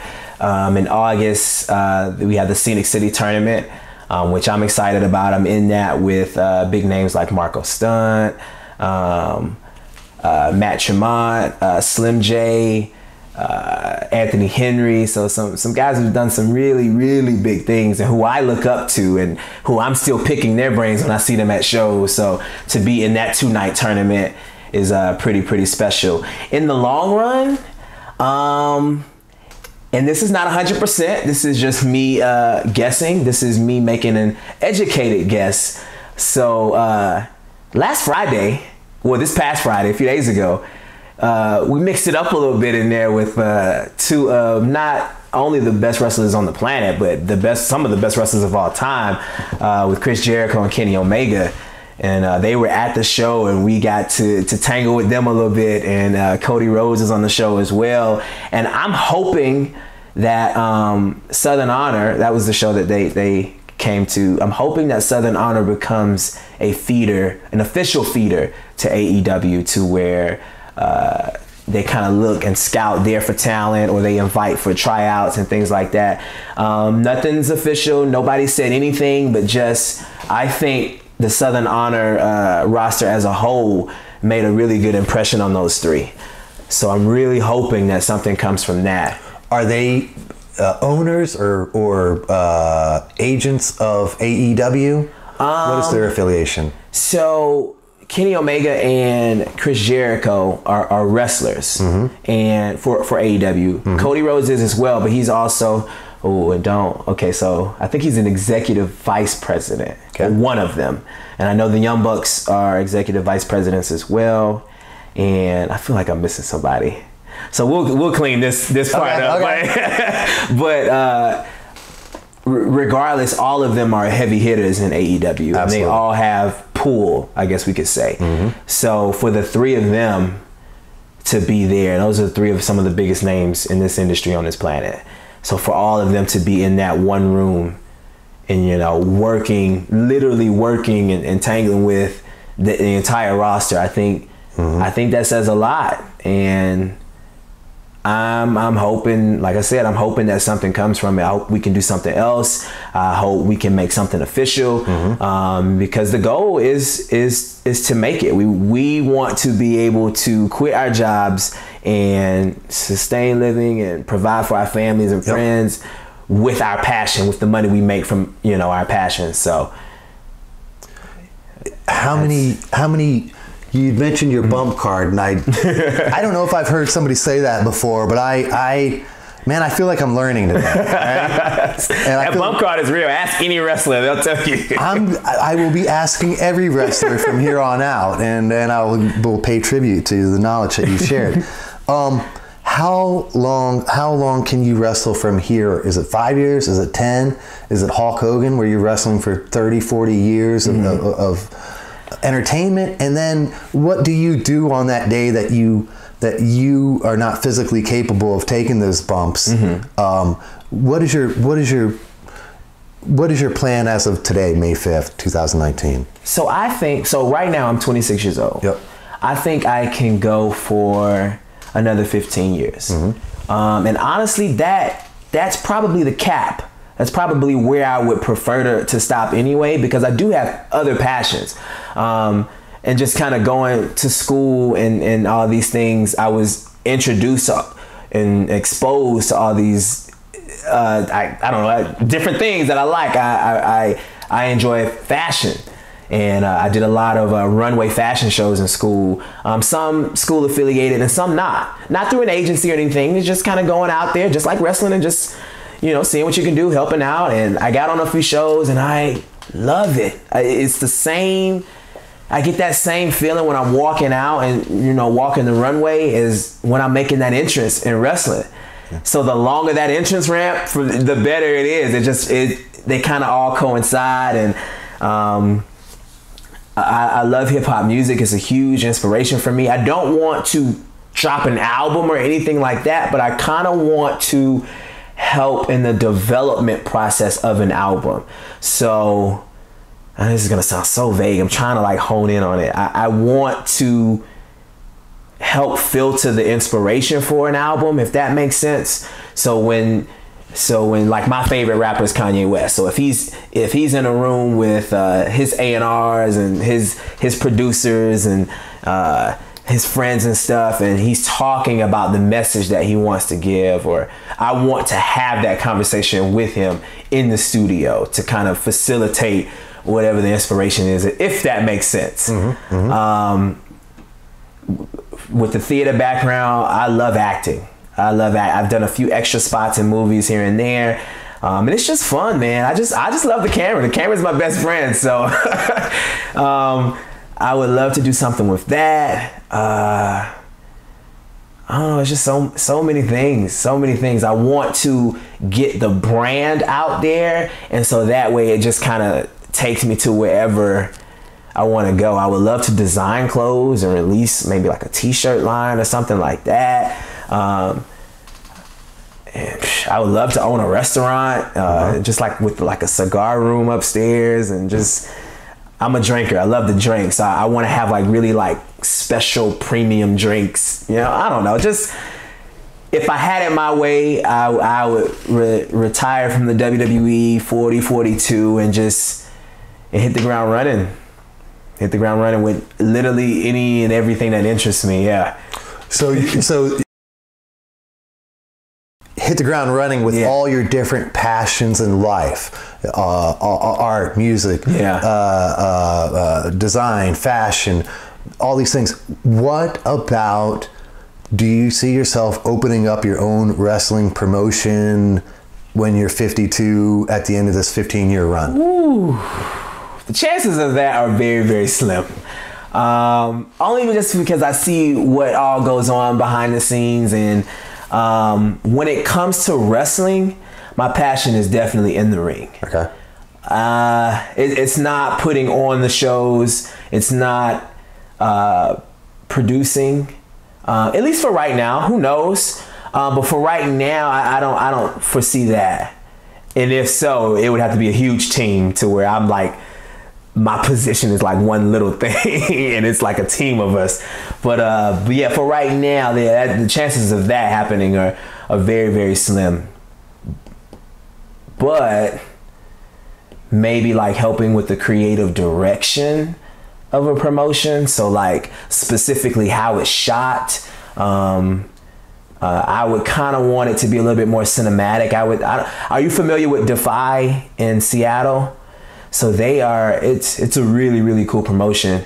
Everything that they shoot, it's kind of like not slow motion, but kind of like a Michael Bay kind of feel. Everything's kind of really close and like cinematic, and it's really dope. So I would want to help and pitch things like that, but I wouldn't want to run it per se, if that makes sense. So, are you training anybody right now? Not officially, no. I'm helping out a lot with a bunch of different guys, people at the school, people at the shows I go to, and unofficially my siblings when I need a body to kind of just stand there for me. But yeah, not officially. It's not like an AC Mack training kind of thing, but I do try to help out where I can. That's for sure. What's your biggest bread and butter? How are you making your money every day? Is it the events? Is it like promotion? In wrestling or just in general? In general. Oh, well, I still have a shoot job. Okay. I still work with State Farm in the total loss department. So if you have State Farm as your insurance and you total your vehicle, I'm one of the guys you'll talk to. So basically, I deliver bad news all day long. And so I appreciate it because it has helped me deal with people in a really good way. I want to say I'm very good at like de-escalating drama and tension and allowing people to kind of vent and listening to them, and going back to first grade when we had the conflict resolution post on the board, and if there were any fights we had to go through it. And So it's taught me a lot. Patience for sure. But that's the biggest bread and butter for now. Hopefully something comes in the future to where I can gracefully leave State Farm. And my manager knows. We talk about it all the time, and he was really psyched about the Chris Jericho thing, because that was somebody he knew. He was like, oh wow, so you're like the real deal, he keeps saying. So he knows that I plan for there to be a point in time where I come into that office and I'm saying, hey, I'm, putting everything out on the table, going 100% with the dream. It's been real, thank you. And so, yeah. What is your biggest bread and butter in wrestling right now? Is it the actual, you show up to the event? Is it that, or are there other avenues that you're able to capitalize off of? For the most part, in ring. Now I'm able to. I just started to get like merchandise for the first time. I'm way behind on that, but long story. I finally have. Are you going to get some action figures? Eventually. I don't want to sound like a nerd, but I'm collecting them, and I'd like to get you to autograph them. And I've actually been thinking about getting some custom figures made of some of the independent guys. Oh, that'd be fun. Yeah. Oh, wow. Yeah. Well, let me know. I'd definitely be interested. Yeah. Like, some of these folks are doing like 3D printing, where they 3D print them, and then you can make a mold of it, and then mass produce them a little cheaper. You know what I mean? Yeah, we sell some action. We'll send some AC Mack. Please, autograph them with a gold pen and stuff like every show. I mean, people love that shit. I know I love it. So I got t-shirts now, and I'm in my mind, I would have everything. So I wear wristbands a lot. So I want to get like custom wristbands with snapbacks. And if it really, really goes my way, so I come out with like different vests. Like that's my thing. And I would love to get like small, like little replica vests for like children to buy at the shows. Cause just like the guy last night, man, who put me aside, and he was just like, listen, I just want to do your intro for you. Like right here, just not in the ring or anything. I thought that was incredible. I had never seen that before. So just things like that, man. Okay. The action figures too. Yeah, I hadn't even thought of that. I'm going to follow up on that with you. Please. Steroid use seems to be real big in this industry. It seems to be sometimes a necessary avenue to the bigger league. What's your take on that, on steroid use? I've talked to several wrestlers that have come in and out of using it. What's your take on that? It scares me, honestly. It really does, because it's a cosmetic industry. Right. And what I mean by that is that, what you look like is very, very important. And a lot of people get caught up on that, and they feel that steroids are needed. I will say that I haven't had any type of interaction with steroids. Me personally, I've seen it with others. I've seen other people use it, but I don't feel comfortable. And I'm a smaller guy, and when you get to the big leagues, they want you to be big, but it's just not my thing. And I grew up with my dad, so when my parents split, I stayed with my dad, and he's Rastafarian, so he's very natural. He's been a vegan for 3 decades. He's very, natural hair and all this. And even though me and him don't get along now, my lifestyle, he doesn't agree with it. So even though me and him don't get along now, before we fell out, I made a promise that I would keep it natural. I wouldn't put any of those things in my body. I will say that the further into the business you get, the more pressured you are to do it. I've been doing well so far, but I'm just really fearful. I don't want it to ruin anything. I don't want it to affect anything. And I'm just nervous that if I do get that call up and I do get signed, that conversation is going to come up and it's going to be pitched, or they're going to want it. And I feel like I offer other things outside of muscles that can make up for it and that can connect with the audience. in the same way, if not better. So I kind of have a spiel that I plan to pitch once it's presented to me, because I know it will be. Will you give me that now? Or do you need to save that so it's genuine when it comes out? I kind of just halfway did, but that's just the main thing. Just that I can bring other things to the table. Right. You know, this is an entertainment base. You don't have to be Hulk Hogan to be entertaining. You know, you don't have to be the biggest guy in the room. Character-wise and just storylines, and just with me having a degree in communications and PR work and media runs and stuff like that, all of these are valuable to you as a company, to you as an asset, and we can make money. I promise you we can make money without steroids being involved. Nice. I like that. I respect that. Sometimes you got to do what you got to do in life, and sometimes you can do other things. Title Snatcher. Now tell me why they call you that. Tell me all the titles you've owned. Take me through that lineage. Brag on yourself for a minute. You know what I mean? So I've won, and I try to name them all as well. Can you? So I've had, and so when I say 14 championship reigns, they're not like 14 different belts. Sometimes I've won them more than once, but those are 2 different reigns. Okay. So at the school, I won the WWA 4 heavyweight championship and the tag team championships.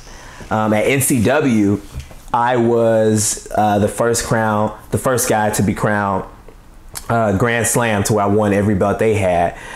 So I had the NCW Junior Heavyweight Championship. Her name was Judy. That was probably my most favorite belt as far as like how it looks. It was very small. A lot of people make fun of it because it was small, but it was so heavy, and so it just felt so legit. And it had like this green strap. It was a red this green strap on the black. Okay, so the strap was black, but it had a green strip down it. You had to get my words right, and it reminded me of the Gucci, the Gucci clothing line. So it was just my favorite all the way around. Yeah, look good. Look good. It looked good on you too, right? So, and then I won the NCW Tag Team Championships, and those were the twins. I called them Lacey and I'm forgetting the other one. I have them on my phone, but I don't want to go back. Casey and Lacey. And then the NCW Heavyweight Championship, her name was Nancy. Over at TWE, I had the TWE Pure Division Championship. Her name was Penny. I had their Heavyweight Championship as well. Her name was Tawanda. And at Peach State, I had the Peach State No Limits Championship. Her name was Noelle. And then this baby right here, this is the Action Championship. I've had her for 147 days now. And her name is Alice. So with the names, I try to like incorporate the promotion or the letters or something like that into the name. So Now, when's the next time you're wrestling? Is that June 21st? In Action, yes. Okay. So I got Kurt Stallion, who really looking forward to that. He's another big name. He's signed with Evolve right now, and he can go, man. He's pretty brutal. He can go. So I'm looking forward to mixing it up with him for the first time, and just putting a good story together, man. Is there anybody that you particularly cannot stand in wrestling, in the industry, that has just done you wrong? There's nobody that's explicitly done me wrong, but there have been people who have rubbed me the wrong way. Okay. I won't mention any names. Okay. But these people are. They have a name. They're pretty big in the industry, but they have been turned down on a lot of opportunities, and with that comes bitterness and hatred. And so they're just always negative, and they've said negative things about me, but not to the point where I'm up in arms and I'm upset. But I just noticed that they just have a negative outlook on life. They're know-it-alls, and I don't know. I just don't like that type of energy. So there's a few people like that, but as far as explicitly doing me wrong, no. Have you had any of the matches turn aggressive or turn into a real shoot, either in the ring or in the locker room? No. There have been moments where it turns shoot, yes, but it's like if somebody hits me too hard or something, I'll return one back, and we call that a receipt. And it's kind of understood that, hey, I got you, that was my mistake, you got me back, now let's finish being professional and you know, tell the story, because we have to trust each other still. Your bodies are still in my hands, so it's never broken out into a fight. But there have been moments where something will happen, and I'll just kind of grab a hold, because that's when it's the easiest to talk to each other. I'll grab a hold, and I'm like, yo, like, you good? What's wrong with you? No, we gonna stay here until you tell me what's wrong, so we know we can continue. It's never been anything more than that.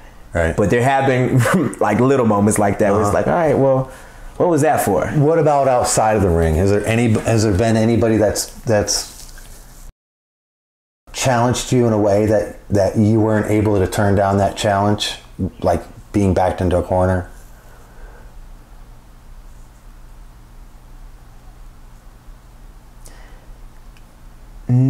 Kind of.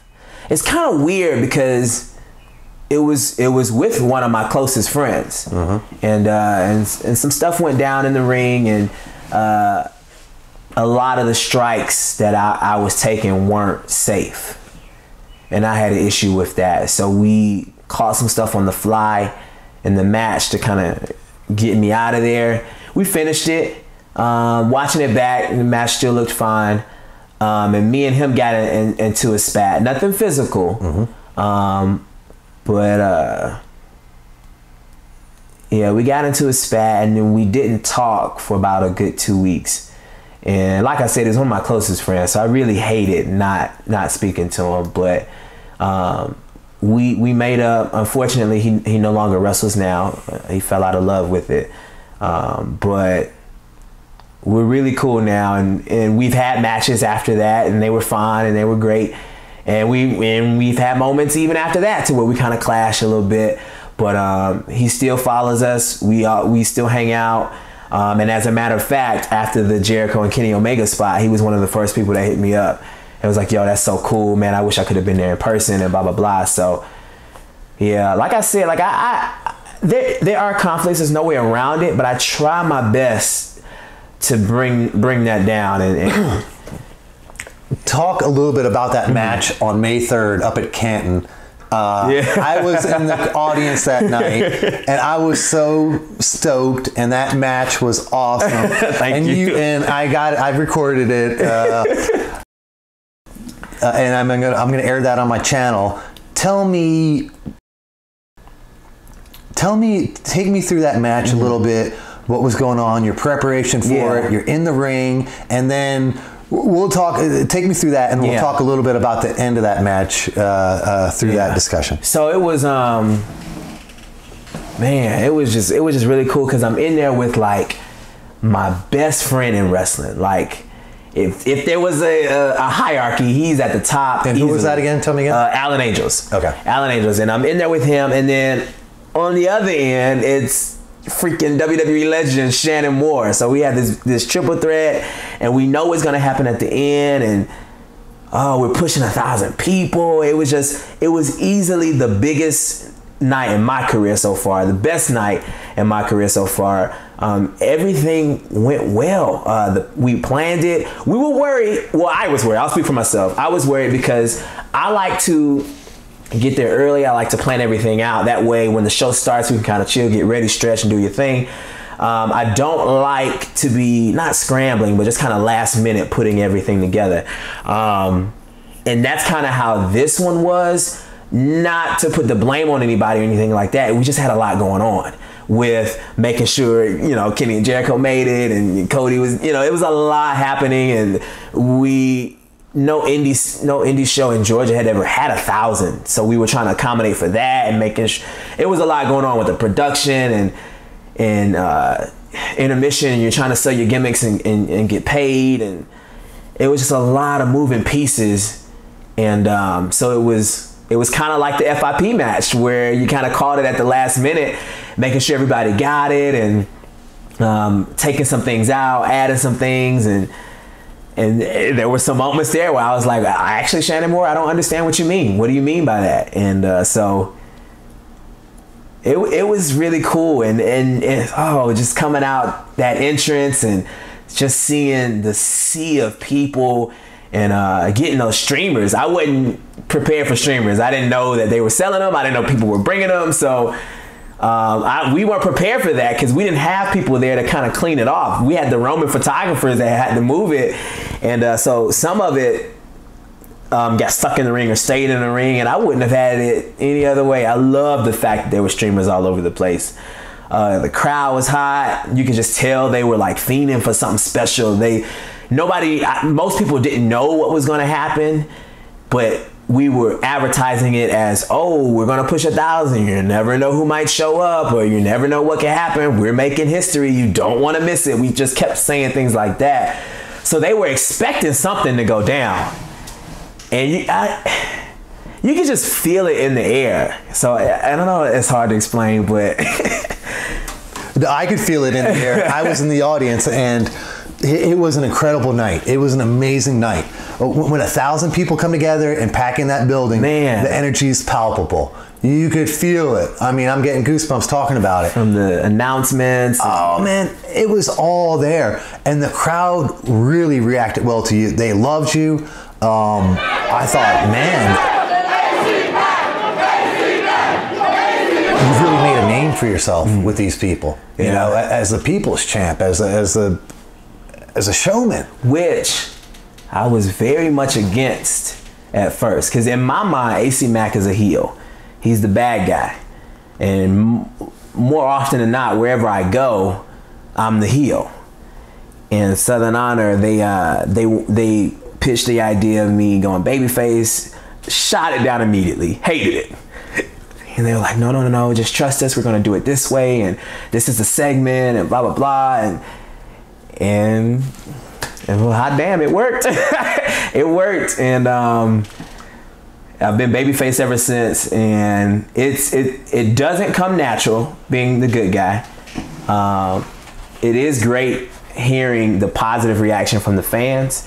But as far as like carrying myself and just being confident with it and just kind of living in it, it's not 100% there. It's getting there, but I definitely feel more at home as a heel. How long have you been babyface?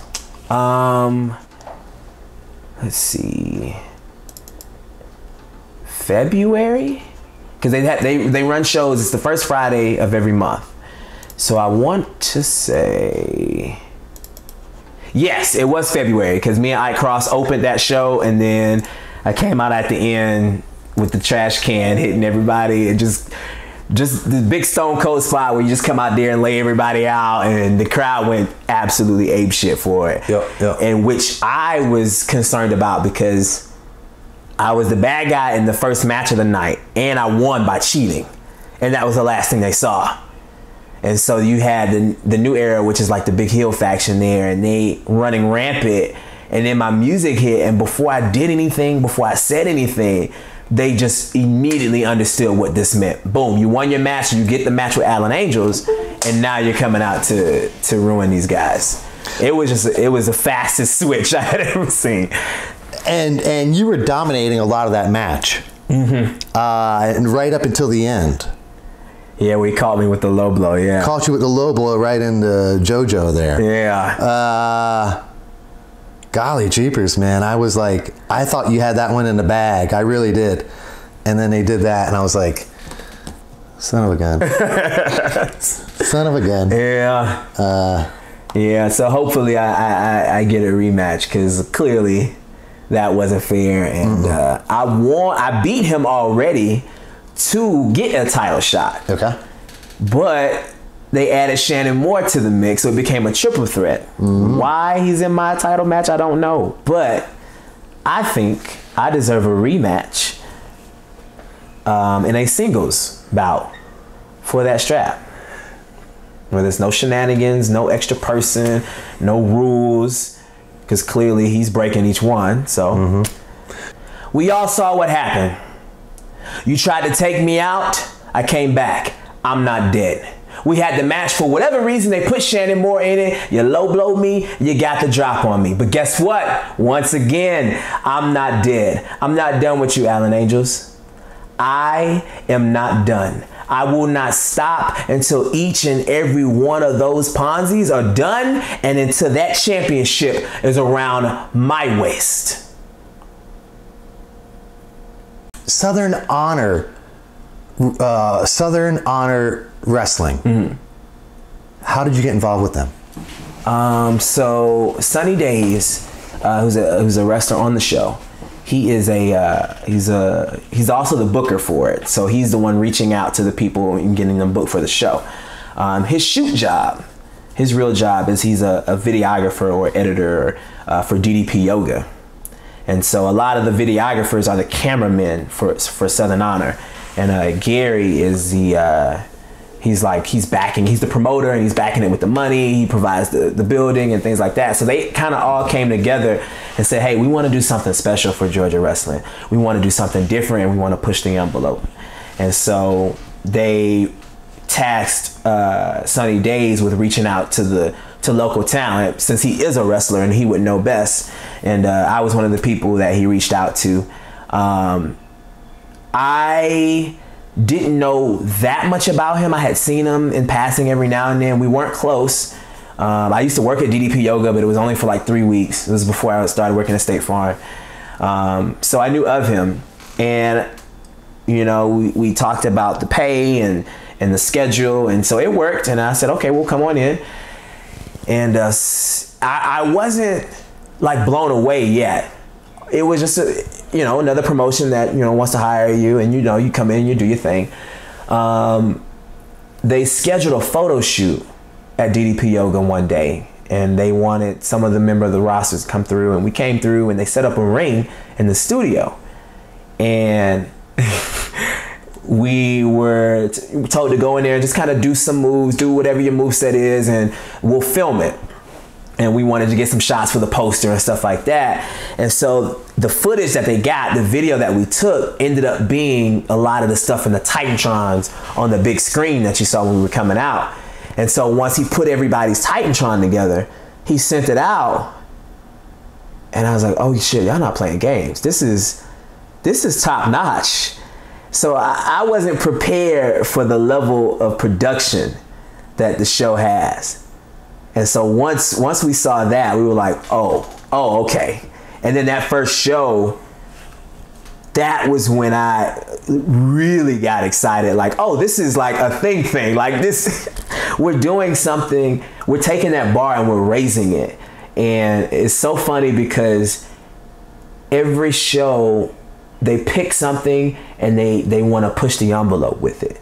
And I'll be honest, every single time I doubt them. Straight up, I'm always like, oh, I don't think we should do that. I think we need to kind of stay in our lane and kind of work our way up, because you don't want to burn out too fast. Pushing 1,000, the most we've ever gotten in Georgia history was like 600. Like, the 1,000 that's pushing it. We're not advertising these big guys who are coming. So I don't know, we had this main event, but me and Angels aren't famous. So I try to be the voice of reason with these guys, because they're like, it's like Vince Russo and Eric Bischoff. They're just, balls to the wall. And I'm like, woof, we need to calm down. But and even with my face turn, even with that, I'm like, I don't think this is a word. People know me as a heel. I don't think they'll take too kindly to it. But every single time I doubt them, they deliver. Every single time. And it got to the point where the Chris Jericho Kenny Omega spot happened. Angels took everybody's finisher, and so everybody else is on the outside, and Kenny Omega is in the ring cutting a promo. And I look over at Dylan, that's his real name, and I said, first of all, thank you for this, because you have just given me the best moment of my career, and I am officially done doubting y'all. I'm just trying to put my foot in my mouth, and they deliver each and every time. So clearly it's working. So I'll let it run. And as you mentioned, their production value is on another level. Yeah. And for an independent, oh my God, for an independent event, promotion, it was top notch. You know what I mean? It was really top notch. Even the merch tables in the lobby, the way the concession stand is set up, everything is just done so professionally, and that's very rare at this level. Very rare. Do you think that is what is setting them apart? And if not, what is setting them apart for their level of success that they're finding?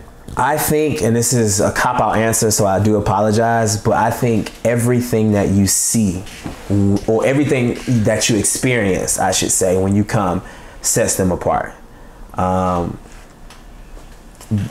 Between the talent, bringing in big names, familiar names, the stage setup, the production, the concession stand, the merch table, the amount of space in the building, the clean restrooms, just the parking, the accommodating parking lot. Like it's a lot of things that go into putting on these events that a lot of people don't think about, especially the wrestlers, because we just come in, hey, my payday, pay me, and leave.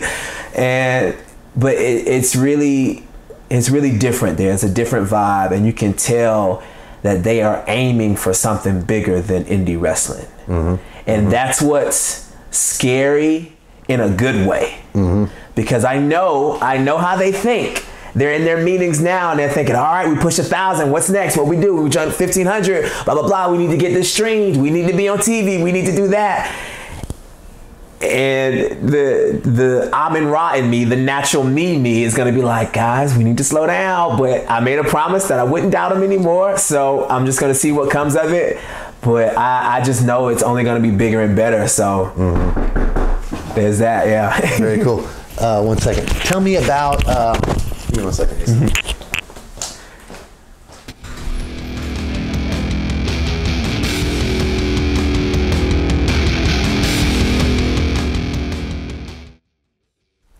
Manager of Champions Eric Nelson here.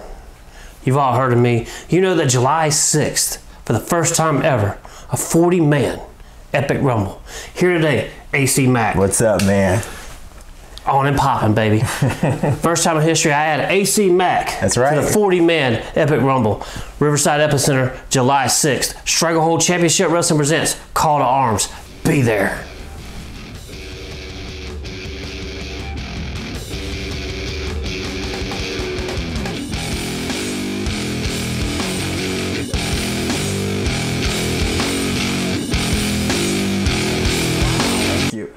Wow. Did that just happen right here? Did that just happen right here? That just happened. Holy shit. That's how you do it. Holy shit. Holy shit. I think I was getting a booking out of it. This is great, man. This is fantastic. Just a sidebar note, Road Warrior Animal, Gangrel, Bob Orton, Tony Atlas. Wow. And I've worked Gangrel before. I've had a singles match with him, so we're cool. We're cool people. I think you'll be in good company. Let me ask you 2 more questions, and then be backseated. Yes, please, if you don't mind. Sorry, I'm gonna sit down. Forgive me. I was nervous. I was like, wait. I thought he was going to try to attack you, and forgive me, Andrew. Sorry. Yeah, no, please. And I'm running security here as well, so you know. But I'm not. You okay now? Yeah, I'm not. Well, very cool. You can see that we're packing up, and you see we got interviews here all day long here at Andrew Interviews, man. But this is very exciting. Let's do about 5-10 minutes here, and so let's. I'm going to ask you real quick about Impact Wrestling and is it Lucha Underground?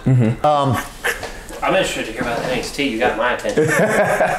Talk a bit about NXT. Yeah, so I reached out to one of the guys who's like over extra talent at NXT, and I had friends who had done it before, and they kind of were just kind of there, and they had their suits on backstage, and we're just kind of being the running boys that we were talking about, and just kind of helping out.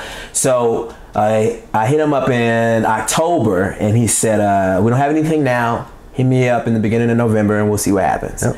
So I'm thinking he's just saying that just to kind of get me out of his email train. So I just emailed him again just to say I did it. I'm like, hey, it's me again.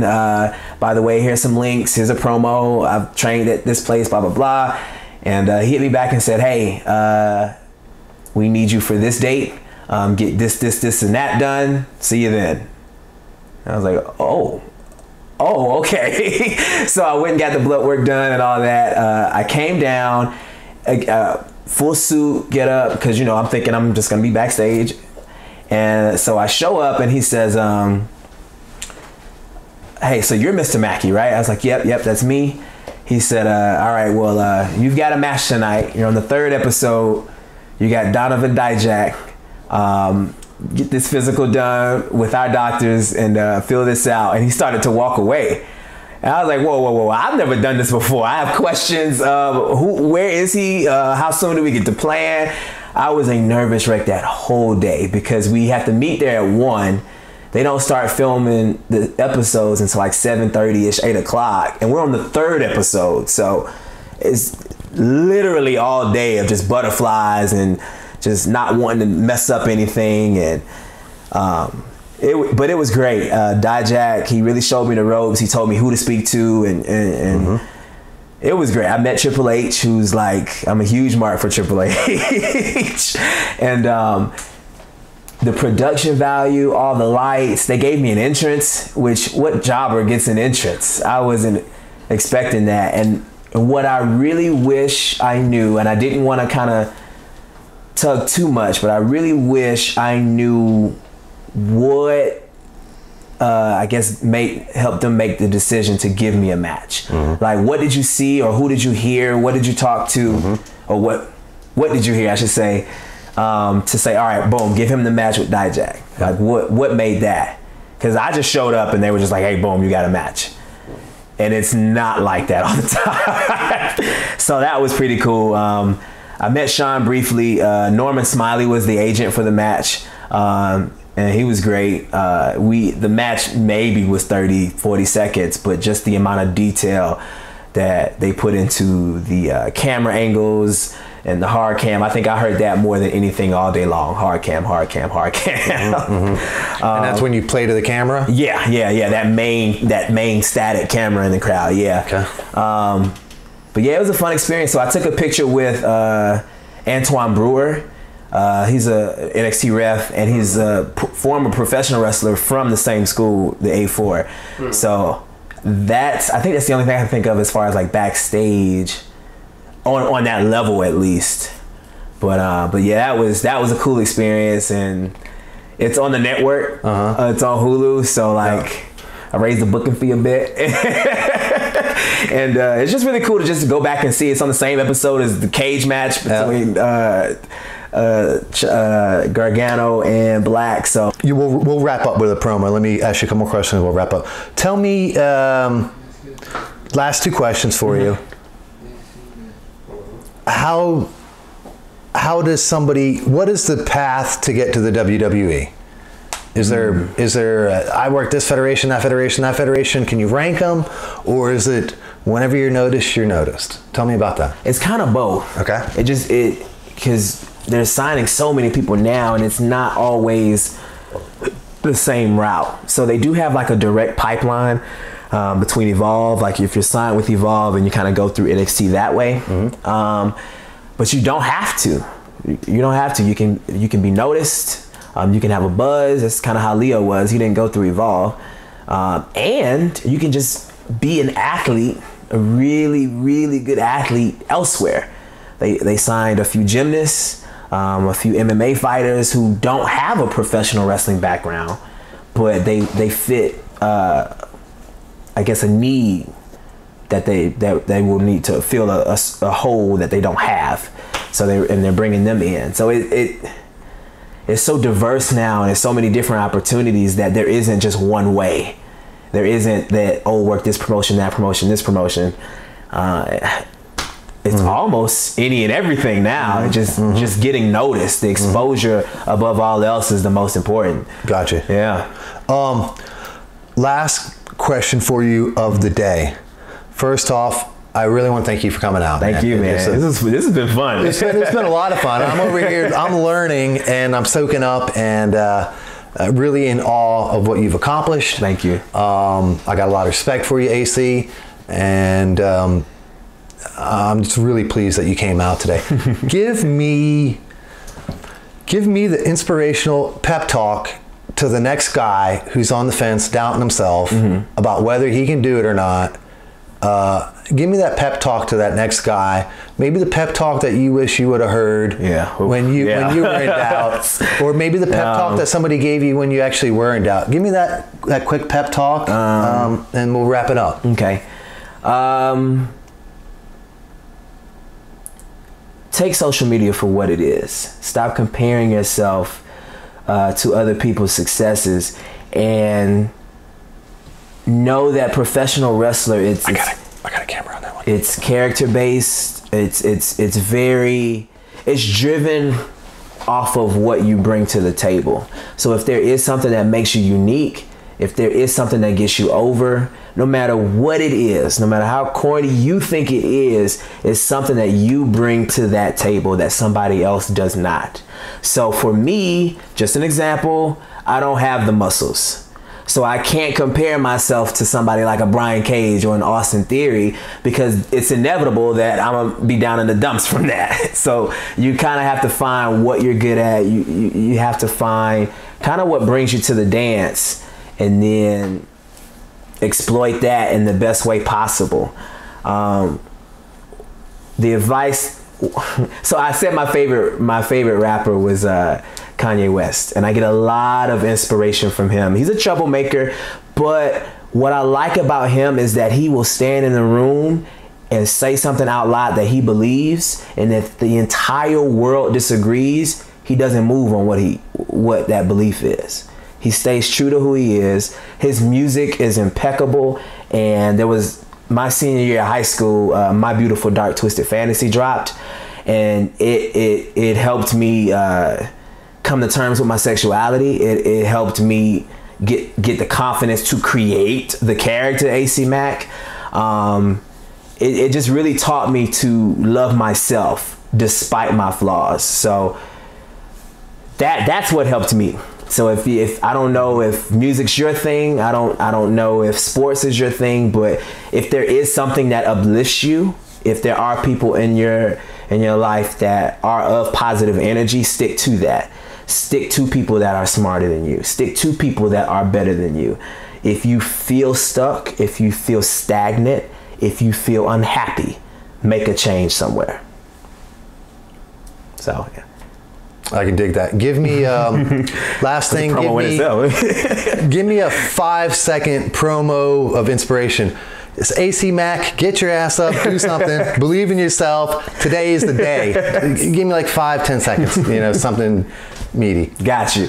This is AC Mack, your action champion, coming here to remind you to always move forward. Never look back. Mistakes were made on purpose. You must learn. Always move forward. I fucking love it. I fucking love it. You know what I mean? I fucking love it. I love it, man.